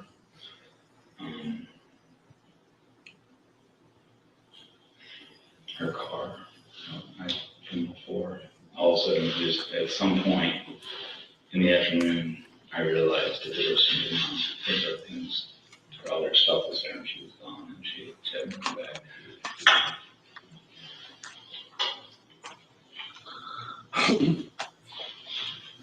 I realized REALIVED.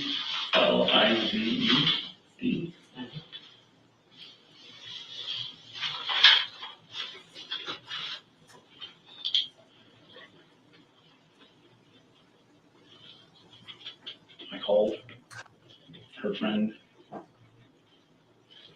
Celeste. Celeste we talked. She said, I called the license. You should.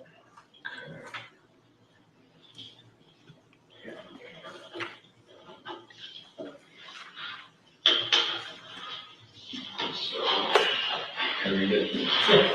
Got home from being in Uptown, we talked, we went to bed together, made love, fell asleep, woke up to urinate, went to my son's room to sleep on couch. Spent time looking at the phone, made a few text messages, might have passed Facebook at some point. Some point, I fell back to sleep and never made a mid-morning text. Sorry? Look who showed up. That's Peachy. He's the second detective. He didn't even testify at trial. I don't know. You'd figure he would. Must have didn't have anything nice to say. So. Text. I remember waking towards noon. Text Emily to see if we were going to a Memorial Day picnic. She didn't respond. I got up, looked to the house. I checked for her car, which was there. I went back to my son's room, only because I didn't think that anything was at that point wrong. She walks around. She does think she's not there at that point. To the house, I checked for her car, which was there. I went back to my son's room, lying on the couch, looking to the phone. At some point in the afternoon, I realized there was something wrong. I called her friend Celeste. We talked. She said to call the police. When I saw her phone, at some point, when I saw her phone, it was probably the last thing I really was like, she's not right. Because the phone is pretty much everything. Can I read over it now? Yes. Sure. You have very nice handwriting. I'll challenge it.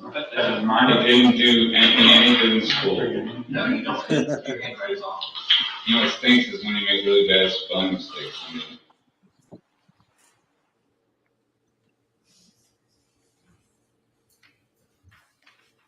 Detective, I'm going to approach the ambulance and mark 676.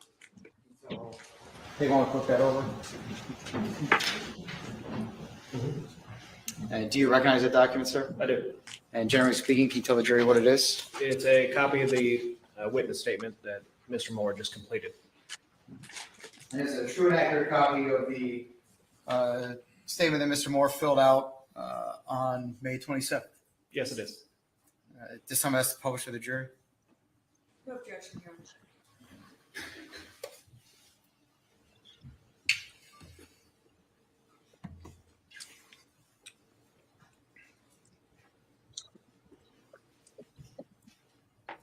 Detective, starting in the top left corner there, can you tell us whose handwriting that is and the location, date, time, and incident number?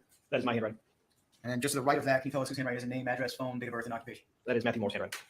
And what Mr. Moore lists as his occupation? He's an unemployed casino dealer. Underneath that, is that Or retired. Or to retired. Mr. Moore's handwriting? Yes, it does. And is that the statement that he wrote out as we just watched in the video of him talking it through? Yes, it is. What is the purpose of the line that comes after text ends? Just to show that that was the end of his statement. Nothing else was added on later on after the fact. That was the true ending of what he had written. And then finally, all the way down here at the bottom of 76, what are we looking at there? That is Matheau Moore's signature.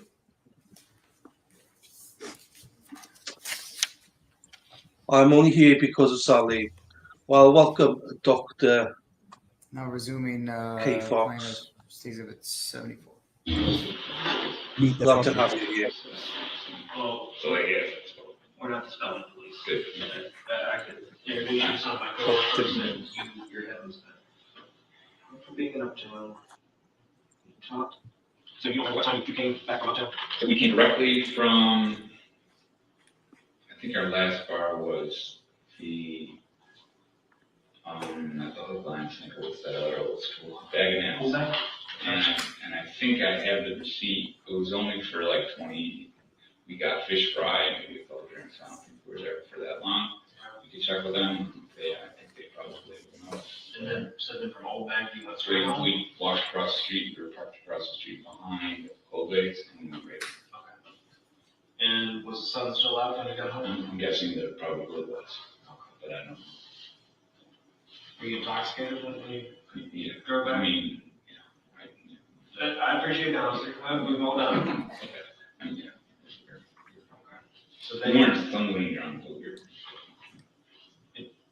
if you had to approximate that time, 8, 9. We went to my father's garden. You have to check with him, but I think we left there around 4 or 5. We got there at noon. We used the garden for about 4 hours. It was hot. He had friends over. We went home. We washed up and we went right. We didn't take showers. We just kind of washed up because we were pretty dirty. And went to the bar. So I mean, we were there early.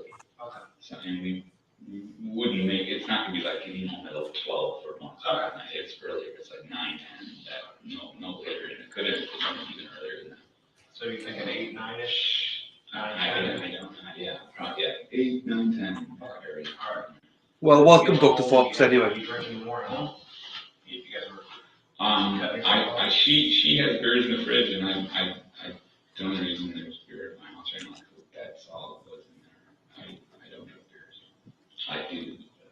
I wouldn't get home at vodka. So I sip vodka on the rocks, and I didn't have any. Usually when I get home after drinking, that's the food. She'll continue to drink sometimes. Did she keep drinking? But you did not? No. Okay. And you guys hung out and talked? We hung out in the kitchen and we got really along really super well. It was her birthday. We started making out and we went to the bedroom and we had sex. Okay. And that's in. So there's the master bedroom, just to make sure that I'm different. The master bedroom. And then there's the what you call your man cave. And that would be my son. And Joey's room. Okay. Just to make sure that I'm separating right. So you went into your bedroom and had sex. I went into the master bedroom with my wife. Yes, sir. And that's where she likes. Sometimes she sleeps on the porch on the ground. She likes to be outside. I don't know if she went in there at some point. As far as I know, I fell asleep. I woke up because I had to pee. She was there. I mean, I wouldn't know if she wasn't. I would just, you know if it was or not there. I didn't have any inkling that she wasn't there. I remember looking at the clock because I like to time how much time I have left to sleep. So whether I take the pill, fall asleep or not, I don't know if I did or not. I might have been drunk. I'm also full. I'm like, and I went into Joe's room. But I like how it's something that happens every night. I don't think there's a night that goes by that I sleep all the way through. I always have to get up hoping because I'm not fast up. And I do remember it.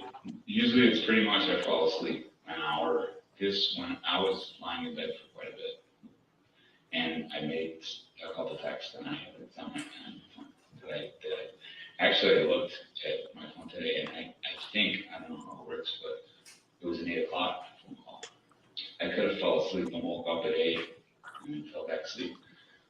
The next thing you know, I slept into the day, which is very unusual, at like 11, because the first thing I got it. Text her and be like, we still going to that party. And that was, I think, towards 12. Hold on. So you got up to go pee, and the routine is after you pee, then you don't climb back into bed with her. And the routine is that you look at the clock to see if you should take a sleeping pill or not. How much time I had left before, if it's like really late into the night, I won't take one. So just I have they.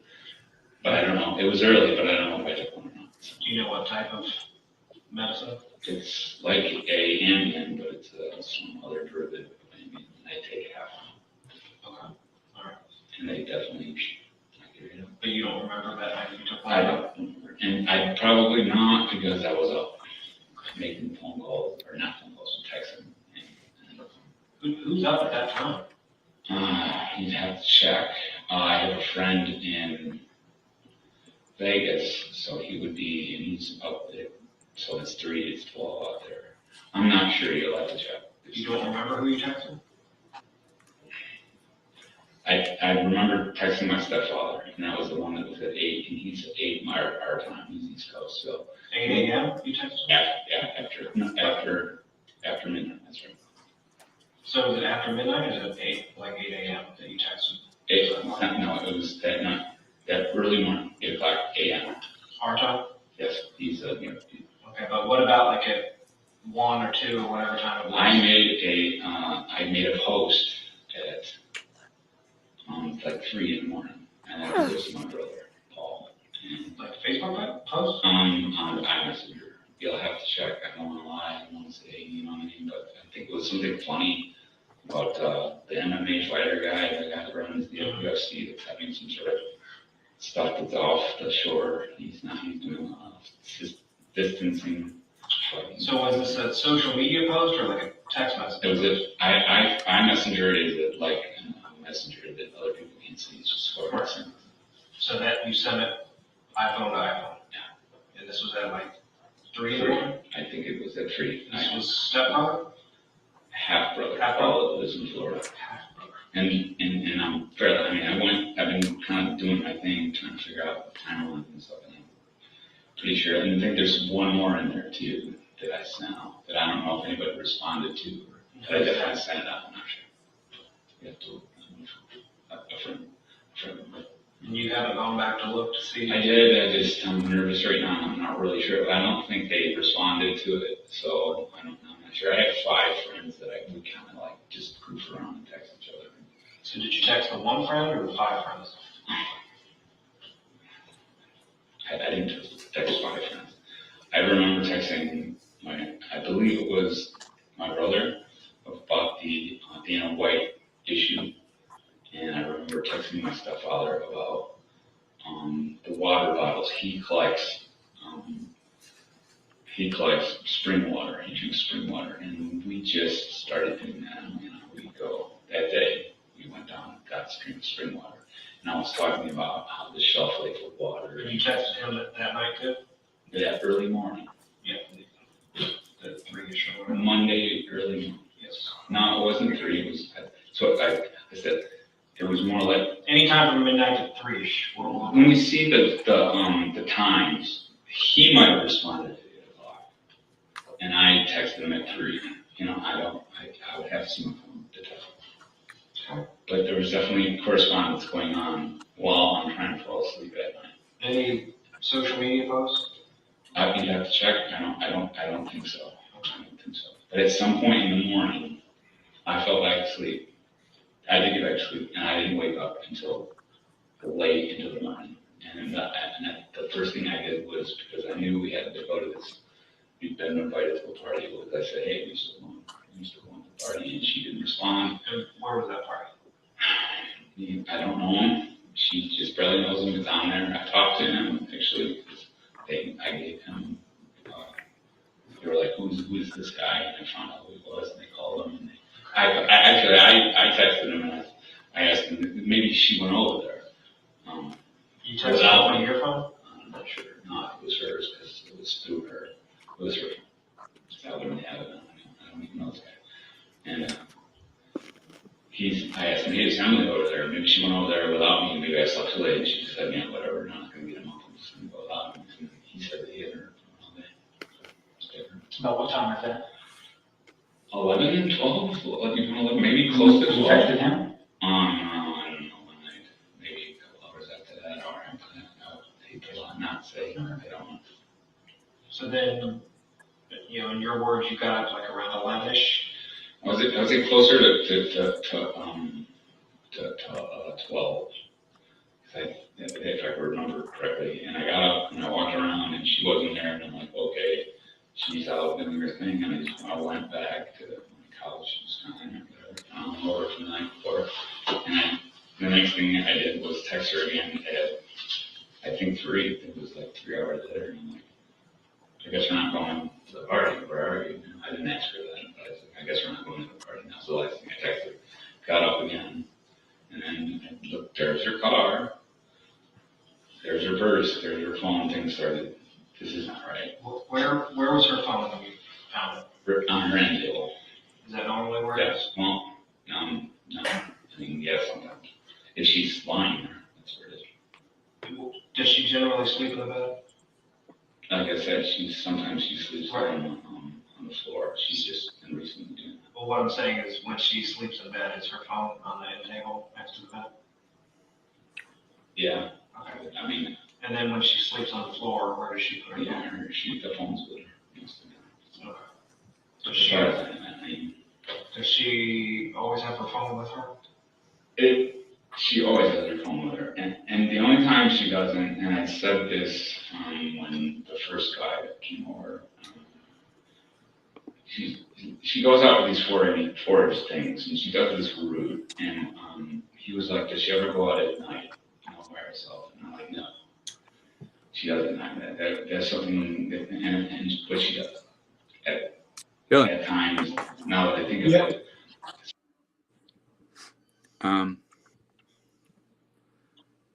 it. What the significance of this is, when Hollis showed up first, he asked me if, when we were talking about going through the day. I mean, I spent like 2 hours with him, right? We're trying to figure out what happened.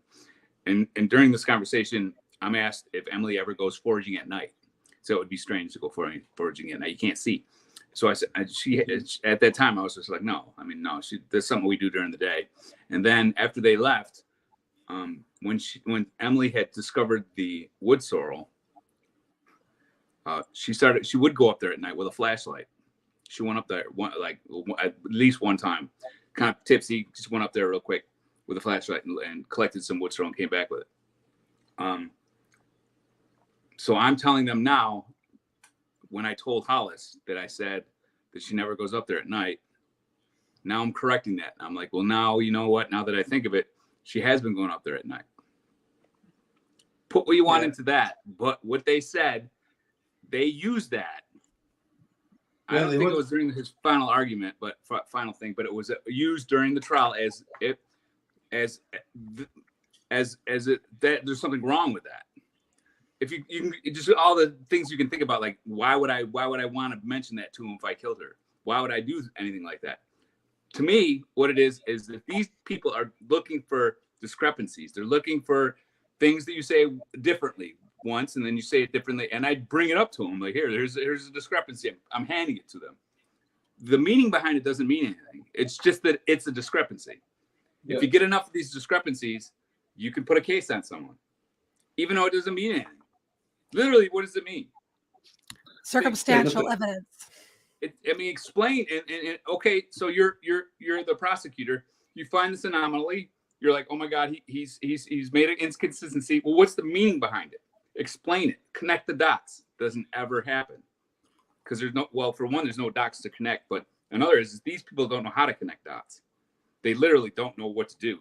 All they know how to do is find anomaly, find inconsistencies, bring them to everybody's attention, and just let people think about what they want with them. The checks, I write checks, right? To Art and Paul.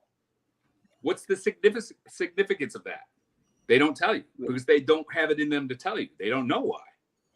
I mentioned that before. Yeah. This is why you do not talk to cops. You do not talk to them freely. Get an attorney. Take your I'm exercising my Fifth Amendment rights. Either attorney or I will not speak. And you have to do that. And you have to say, I'm exercising. You have to say those words. I'm exercising my Fifth Amendment rights. And it might be like, well, what harm was me telling them that she went up there she would go at night and not go at night. So when you're saying it at the time, you don't think anything of it. It will cost every dime you have in the bank if you start talking, because you won't think anything of it. Why? Well, I just want to be honest with you. I forgot that she was going up there at night. I said no. She never went up there at night. Now I'm telling you, hey, a couple days later, maybe I'm trying to cooperate. I don't want you to think that she never went up there at night. And that's why I said it. There's no reason. They don't put it into they don't tell you why. They're just looking for inconsistency so that they can put a case on you. Yep. You're right. Don't talk to police because that's what they do. Don't talk. Get a lawyer, even if you're innocent and you know you're innocent, because they'll take anything you say and use it against you. Imagine if it was your kid that was missing. How hard is it going to be not to talk to police if your kid comes up missing? And you need their help to look for your kid. You can't talk to them. We've got a question here for you, Matt. From Chrissy. In the 3rd or 4th chapter of your book, you refer to the coven that Emily belonged to. Is the use of the word coven simply to illustrate that their friends were not very friendly or nice? Yeah. They're not actual witches. Is that what she's asking? She had a group of friends that there were some of them within that group of friends that didn't care for me. Yeah. So it was my dig at her friends. Cool. Calling them a coven.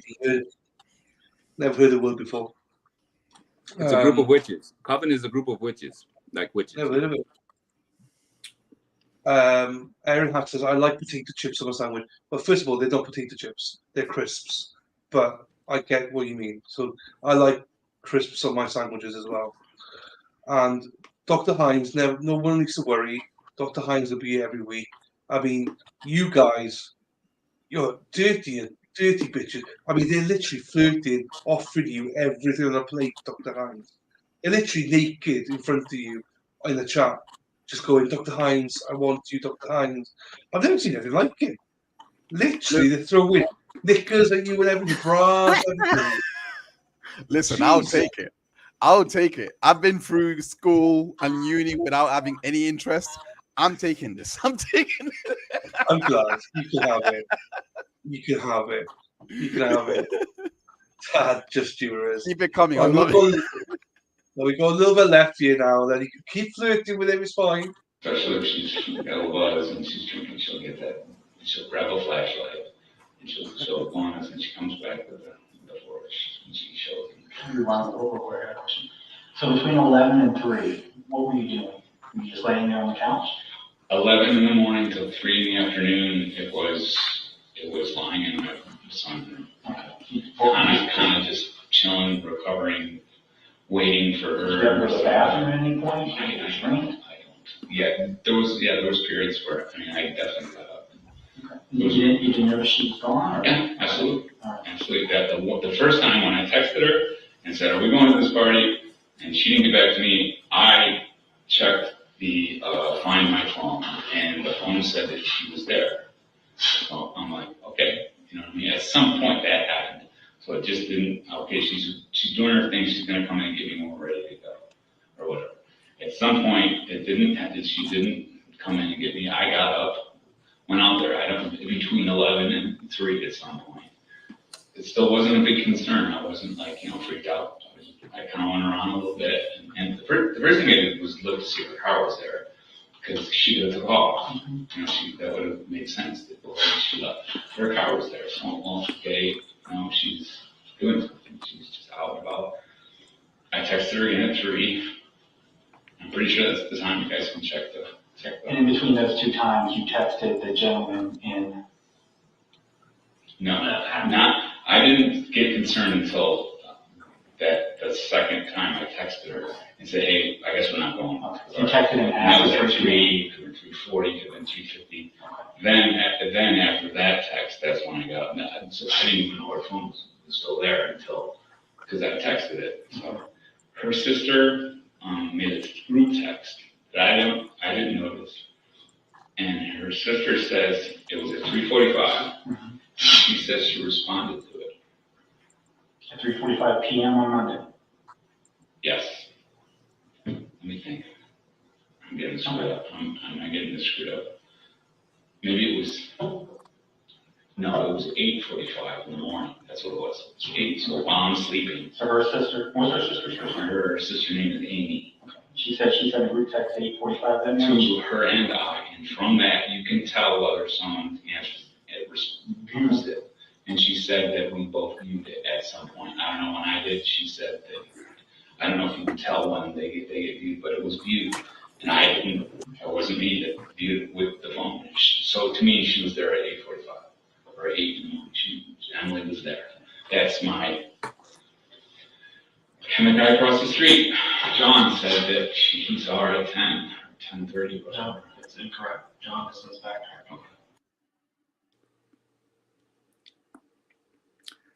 Apparently, John He from then across said- the street. John from across the street has recanted. Now this is Wednesday. This is Wednesday afternoon. Tuesday, I don't know what time of day they did, but at some point they released a press briefing saying that the John Kramer sighting was the last time Emily was seen alive. That was on Monday, right? Well, that doesn't help them any. Whatever they did, by this time Wednesday, they've got John to say, "Hey, I don't know when I saw her. You know, it could have been the day before. I'm old, I'm senile, I don't know what's going on." Real hard for them to get him to recant because he was the last guy to see her alive, actually. So unless he can't remember, and it was the day before, so they got him to say, "Hey, I saw her the day before," and then they come into this interrogation with this because at this point, John saw her at 9:30. So I'm like, they can't be thinking of anything that I would do to her because you can't. I mean, it's the weird time of day, right? It just wouldn't work for them. But they got John to say, "Hey, it could have been the day before." They were really excited to tell me about that during this interrogation. Once they said that to me, I became the last person to see her alive in their eyes. And that's when I knew what was happening, like really happening. That's when things kind of change. Yeah. But I still keep cooperating with him though. Yeah, well, you're still in shock though, aren't you? So, you don't really know what you're doing at the minute because you're still in shock. You just want to find Emily. So, up to this point, I was like, John saw her. Who was seen in the morning. What am I going to do? Follow her up there in the middle of the day? I mean, it's impossible. Even, and I'm not thinking about murder. I'm not thinking that she's in danger. I'm thinking about her just being missing. So I'm trying to get through this to get them out there to start looking because that's what I needed them to do. So I'm just like, whatever you want me to do. I mean, I'll talk to you. But then all of a sudden, I became the last person to see her alive right then in that moment. And right then, it was just like, oh, okay. Now I kind of know what's going on, Yeah. Yeah, that's kind of what and he originally said like 8 to 9, and then he's now saying I can't swear to it. And maybe 9 could be Sunday. So that makes it look bad for me. Well, it just makes it great. I mean, we're not going to put. You guys want to look at anything in my body? You want to look at anything at all? I'm here. Well, let's just talk. I hope you guys know that I love my wife, and I would never hurt her. That's kind of where I was going to go next. Because we've kind of beat this timeline down pretty good. So, you guys got married 2 years ago? We got married August 28. August 28, 2018. Easy one to remember, right? 8/28. Okay. And I had a son.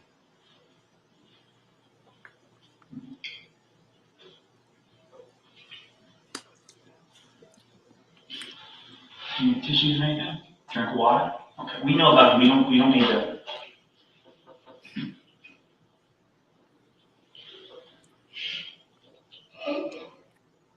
We don't want to bring up bad memories, so let's try and focus on.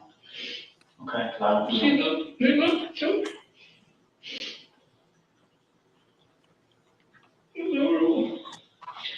Oh, schizophrenia is the worst thing that happened to me. I don't know where to go now. What do you want to know? So, what years did you live out in Vegas? I did 25 years out there. 93, 94. And I left to come out here to get my son. He was having trouble in school. And not trouble, just couldn't learn very well. They didn't have special education up there. And my dad said, come on out here and live with me. We'll enroll them in Worthington. They have a special course for kids that aren't doing well. So I moved out here, and that's when I was out here. I don't know what year that was. You guess me, that was just 2 years ago. He was a freshman in high school, so he would have graduated this year, so it was 4 years ago. He was in ninth grade. And Emily and I met via the internet, and we started dating, and it lasted like a year. My son didn't make it in school he was going to, and I ended up having to move out of the house in my dad's house with my dad. And I ended up in a place I could afford because I was working at the casino here in town, which is really crappy. Thanks, I only afford it. Big difference. Yeah, I was making really good money out there, and so I moved to the continent, and I just wasn't making enough money. So and Emily and I weren't like living together type relationship. So I took off. I said I got to go back to Vegas and try to get my job back. I went back there, and my son got sick, and I still been in contact with Emily. I'm like, Joey's sick, like sick. And I don't have any insurance because I quit my job and when I moved back to Vegas, they didn't give me insurance. It was a long process because that Obamacare, so I didn't have any insurance to take care of my kid that had caught schizophrenia. We didn't know what schizophrenia then, but he was sick. And she said, come on back here and marry me. Come on back here and marry me. We'll get him in Westville. So I moved back probably in July. We got married in August. We pulled in school. Okay. And that's how things went, and things were really, really super great.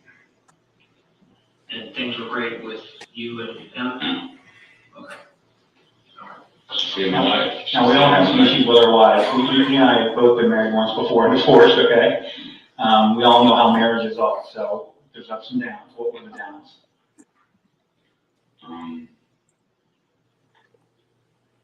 I lost my sex drive after my kid died. Sort of. There was never any. She really was really great with the house. She was really meticulous, and I liked it. She reminded me of my mother when it came to taking care of a home, and so she would tell me to wash this and do that, and I really dug it. We would bicker about. For the record, I'm sorry to stop the recording at 42 minutes and 58 seconds. Yeah, I see it's now noon. This witness is going to continue for many hours. I think probably a good place to break for lunch if that works for everyone. If that works for you, that's fine. All right. Ladies and gentlemen, let's take our midday break at this point. Let's come back at 1 p.m. Remember the court's admonition? Have a good break. Thank you. All right, there we go.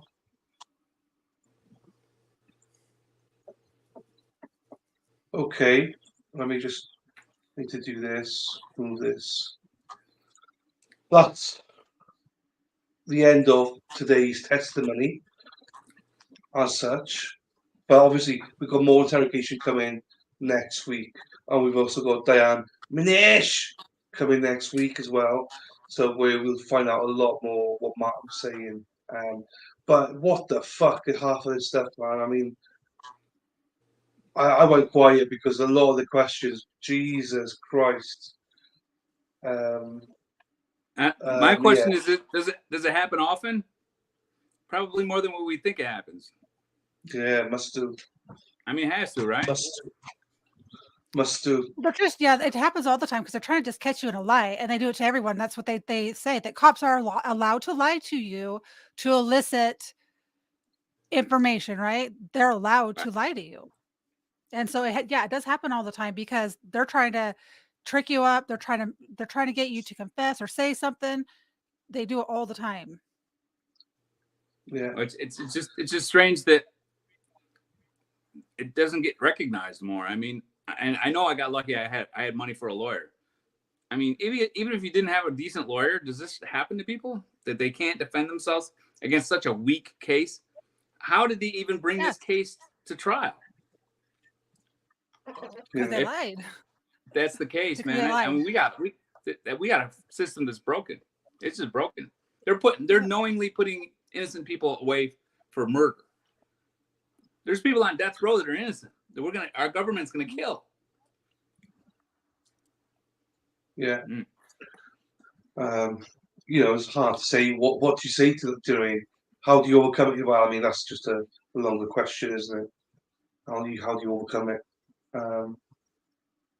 But yeah, I mean, look, this is a great insight as well, because we see all the background stuff of things, and I speak a lot of Zachariah. I'm sure others have got cases they're aware of. But to get this insight of seeing you going through it and explaining it hits home a little bit more and makes it more realistic. And I don't mean that in a disrespectful way to other people, but we can all say, go get a lawyer, go get, yeah, blah, blah, blah, blah. But to actually see it and understand what happens if you don't get a lawyer, we're seeing it right here. This is what happens. And yeah, I don't know, because I think a lot of people say it. I think everyone here will definitely get a lawyer. A lot of people will say it, but don't understand why. If you're innocent, you're not afraid of anything. You're not. I mean, you can see why you'd be like, the lawyer was like the last thing on my mind. Why would I want a lawyer? Until I was in that interrogation room, until they stuck that finger in my face and said, "You murdered your wife," and they said, and they said, "You failed the lie detector test." I mean, all of a sudden I was like, "Oh my God, I'm being framed for murder," and then I left, and then I never talked to him ever again. But I mean, it took to get to that point. They gathered enough discrepancies in my story to warrant a fucking an investigation. You can be, I mean, you can't get any more innocent. You know what I mean? I mean, you can't. But they'll and they go into. I mean, what do they really know at this point? Nothing. But it didn't matter to them because they just figured they'd find something eventually, right? Fuck it, let's just do it. And they didn't. They went into my life and they found nothing. But it didn't stop them, and it's not going to stop them. And it's like, well, then you go to you get justice, right? Like I got justice. I got cleaned out. I was retired at 49 or whatever. I was done with going to work every day. I had everything I needed in life. Everything. It's all gone because I talked. Start shaking everything that's keeping us. Oops. and that's what they're going after. They're going after your money. In a really weird roundabout way. You got to kind of like, you got to read my book to really understand that, because I don't think most people understand what's in my book. They're not gonna. Until you go through it, you're not really gonna get it. How deep it gets about money. It's easy to say it's all about money. It's about money. And until you go through it and you see all the angles, you probably won't understand that. I certainly didn't see it. Well, this is proof of what happens. I mean, this is why we're doing this, because there's a case here live that we can pinpoint to people and say, this is what Matt went through, type of thing. I'm not sure, Sally, Dr. Love, what have you got to say? Have you got anything to add or anything? I don't know. Any questions? On this? No, I've pretty much been. You're asking me, right? If I have anything to add? Yeah, anything to add? Yeah, not that I'm saying you've got to add something. It's more of a, there's not much to add at this stage. I don't think. I think we've gone through it all. But if you've got anything that you can say, no. Not this point. I pretty much, yeah. Yeah, that's fine. That's fine. And Dr. Hines, have you got anything to say? Nah, just cool hat. That's all. That's all. No, but like it's just I understand exactly why he's been trying to explain himself, because it's really bad to go in 1 minute, say something, and then they flip it around on you, and that's it. It's just the same thing that I said earlier, because now I get it. Like, he's literally trying to like defend himself. I was way more focused. It's unsettling. I was way more focused in on finding Emily than anything else. I wasn't worried about me at all. I wasn't. Yeah. So I just let's just so until now it's way different. But then it was I needed help to find my wife. Right. So I didn't do anything wrong. Why wouldn't I talk to a cop? Well, you heard the saying, "Don't talk to police." That didn't even occur to me. I needed their help to look for it.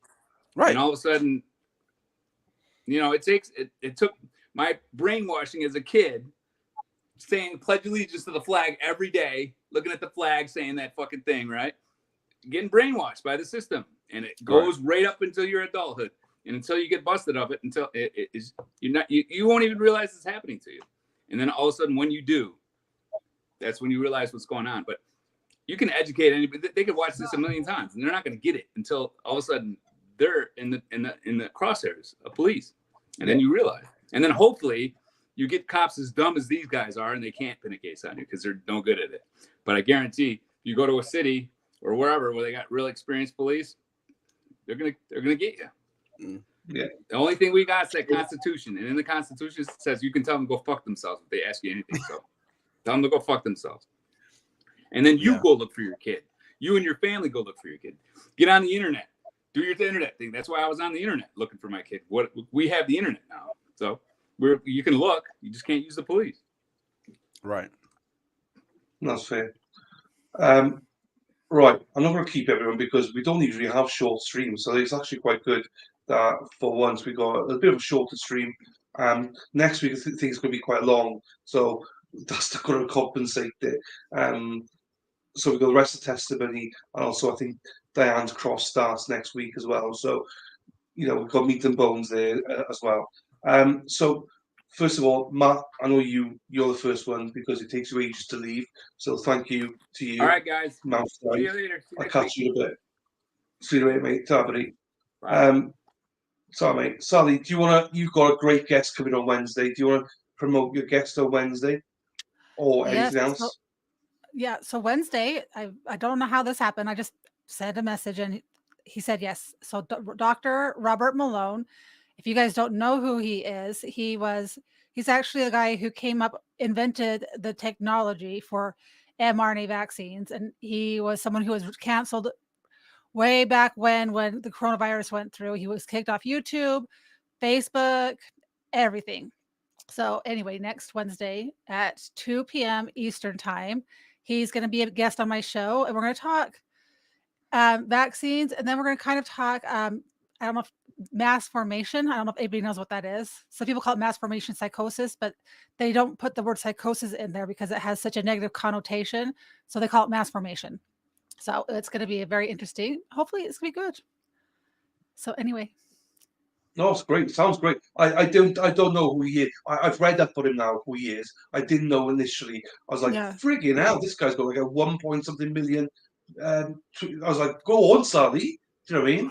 Yeah. Okay. I told him, I messaged him and I said, because I followed him since way back when I was trying to learn stuff, because I followed a lot of doctors to try to learn about the coronavirus and stuff like that. And he was one that I followed, like different interviews he did with different people. And I just messaged him and I said, I'm a very, very small channel. Would you be interested in coming on my channel? And this is what I want to talk about. And he's next morning, like I said that at like midnight, and the next morning I woke up and he said, sure, contact my wife and she'll set up an appointment or schedule it. So I'm like, well, hell yeah. So I'm pretty excited.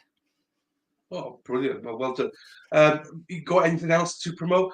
Dr. Hyde, you're on mute, by the way, just in case you think we're not listening to you. Have you got anything else to promote, Sally, as well on top of that? Or is that your big thing for this week? That's my big thing this week. I do my Twitch thing every night. If anybody wants to come hang on Twitch at SallyP78. If anybody's tried to send me anything on PayPal, you cannot, because for whatever reason, they changed my profile, changed my name to my real name. Obviously, I have my other name like online, right? And so I deleted it. And I don't know. So I'm just like, I can't trust them not to dox me in the real world. So just, No, that's fair. That's fair.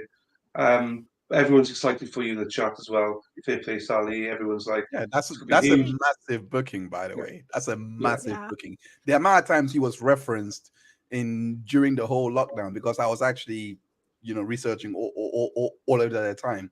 Yeah, that's insane. Well done for that, man. Thank you. I'm very, very excited. I don't know. It's like now I'm like trying to like brush up on everything. I'm like, I know all this stuff because I've researched the crap out of it, because we've been talking about it on my show, and so I'm just like, I wonder if this guy would come on. I'm like, I'm just gonna send a message. The worst he could do is say, no, I'm busy, or you're too small. But no, he's like, no, he said yes already. Breathe in, take it all in, enjoy yourself.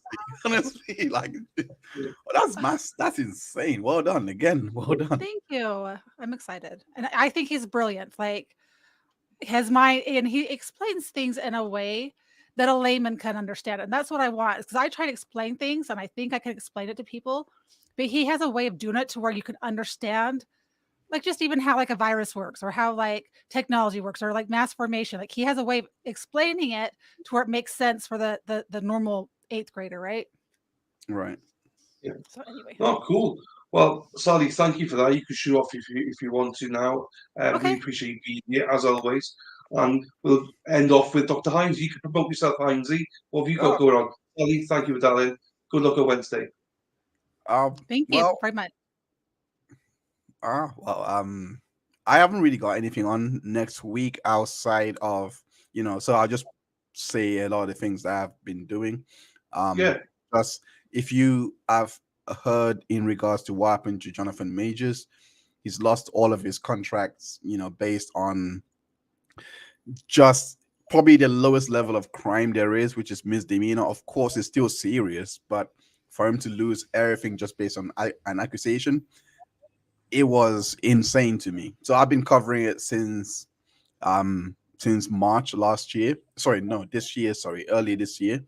And I've had criminal defense attorney Nat the Lawyer Chick on one of the streams. So you can catch the replay of that on the channel, on my channel. And that's pretty much it.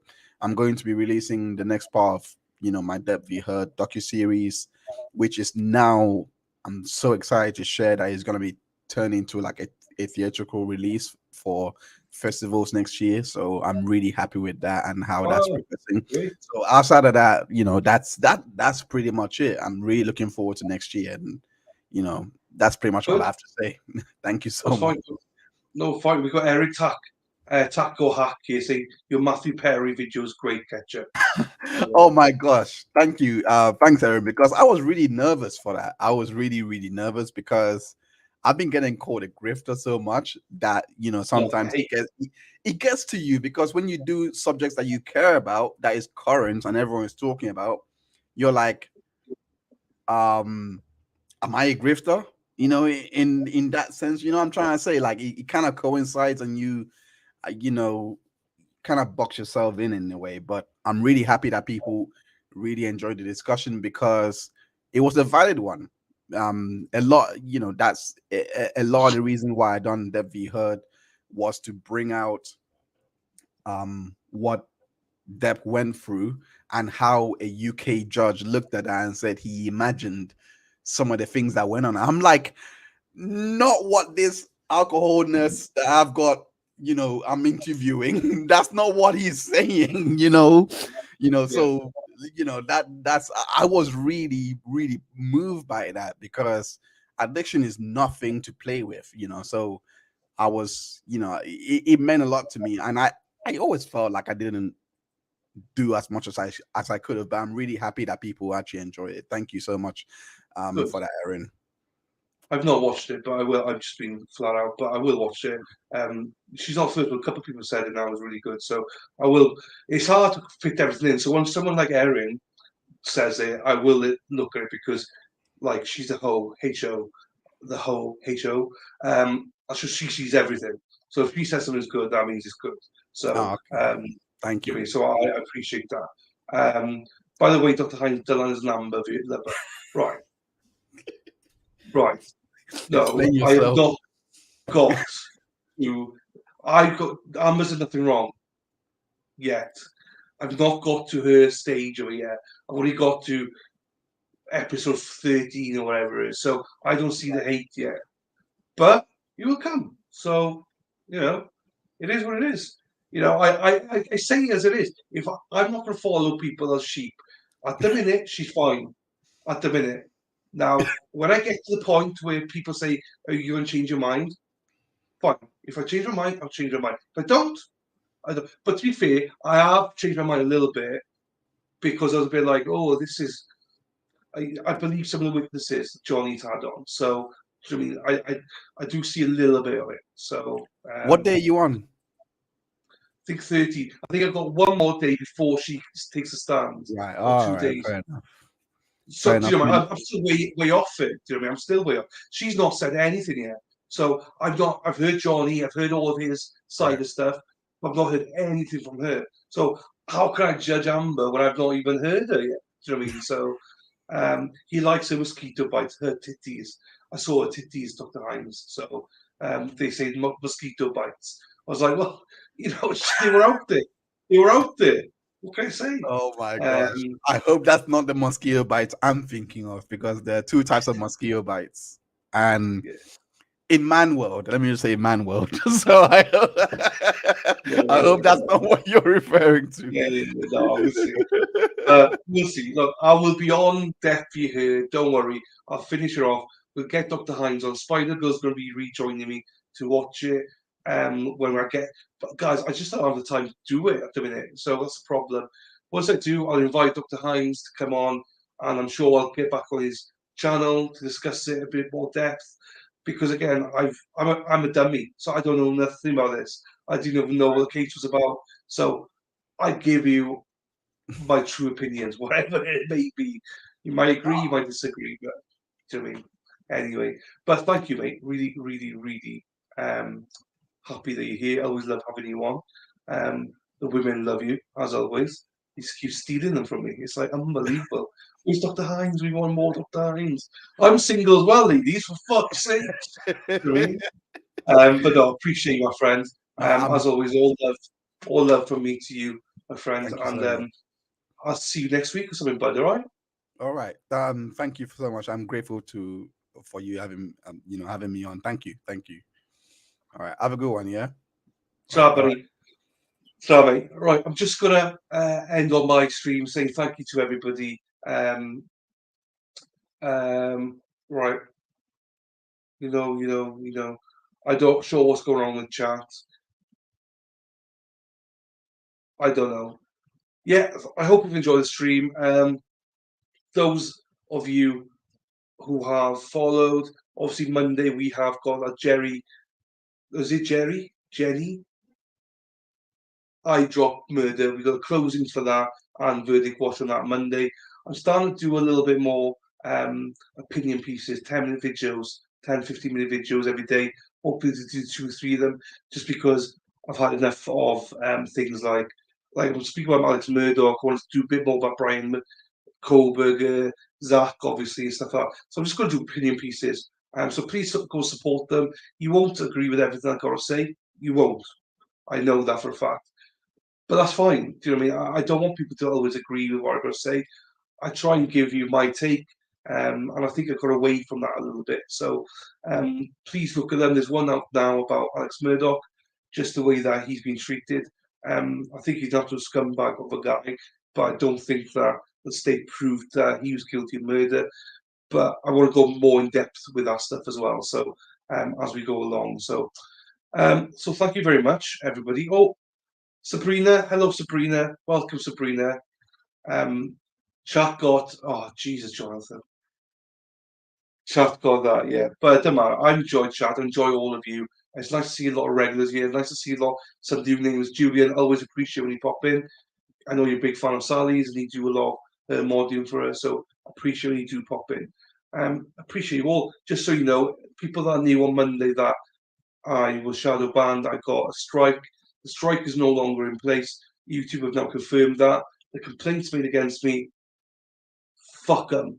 They're gone. So I'm hoping that I start to get back in the algorithm, but it's going to take a lot.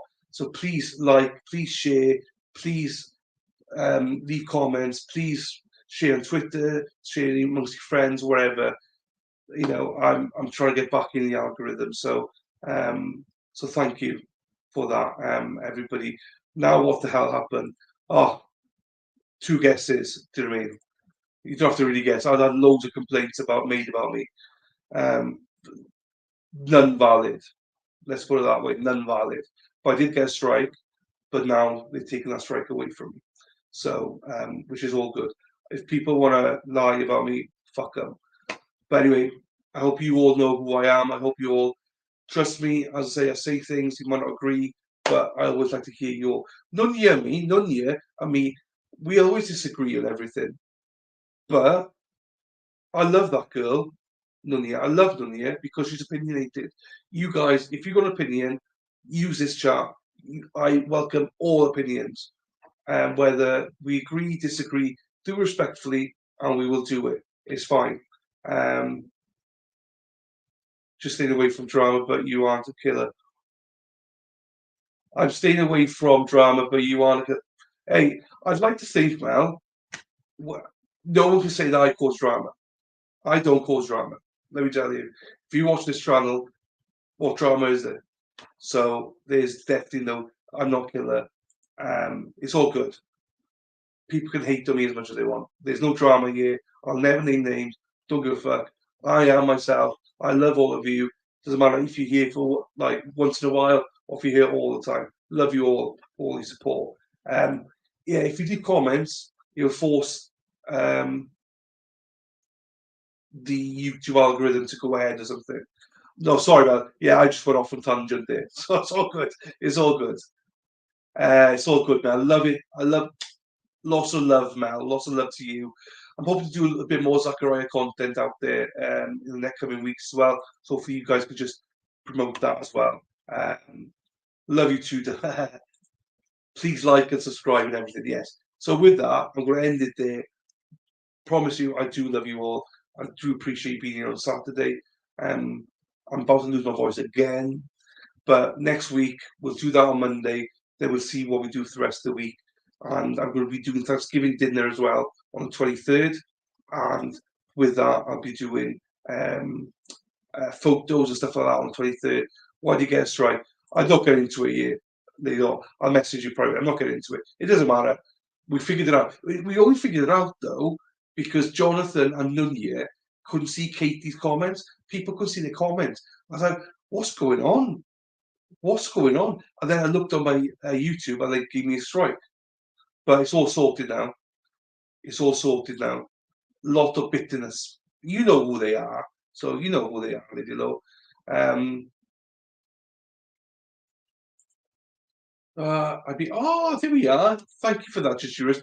Yeah, anyone that follows Lilo, please follow her and watch her channel. She will explode one day. And yeah, get her hours up there. She needs 500 hours.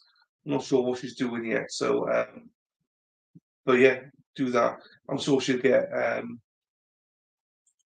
sure we'll get some. What do you call them? Vices and all them over to her. So, remember the minute silence tomorrow, guys. I didn't know that. So thank you very much, Emma. I didn't realize that. Is it who I think? Yes. Who else? I have got no proof, but who else? Just you. Thank you. I noticed they were up. Look this morning. Happy day, sweet. Thank you, just you, for supporting it. Thank you for supporting me. Thank you, as always, everybody. I'm going to watch some college football now and soothe my voice. Ready for you ladies on Monday. So hopefully on Monday, you guys is checking your knickers on me instead of Dr. Hines all the time. Jesus. Only joking. With that, thank you, as always, for your loyalty. Appreciate you. Love you all. I'm going off now because I'm going to lose my voice. Lady Law, love you too. Thanks for coming in right at the end, Gilf. But just remember, if you want to go and see some hog balls cooked, Jonathan's got them in Discord. So if you remember, go to Discord, you see Jonathan. And if you don't remember, what do you call it? If you are a member, go to Discord. Jonathan trying his best to get things going there. I know Hen and Emma are also contributed. I'm sure other people are as well. Please go contribute. Half the stuff I don't get what he's got on there, but he's in charge of Discord now. So go support him and post your pets and all that malarkey in there. So with that, free Zachariah, as always. Love you all. Take care. See you later. See you Monday. Ta-ra.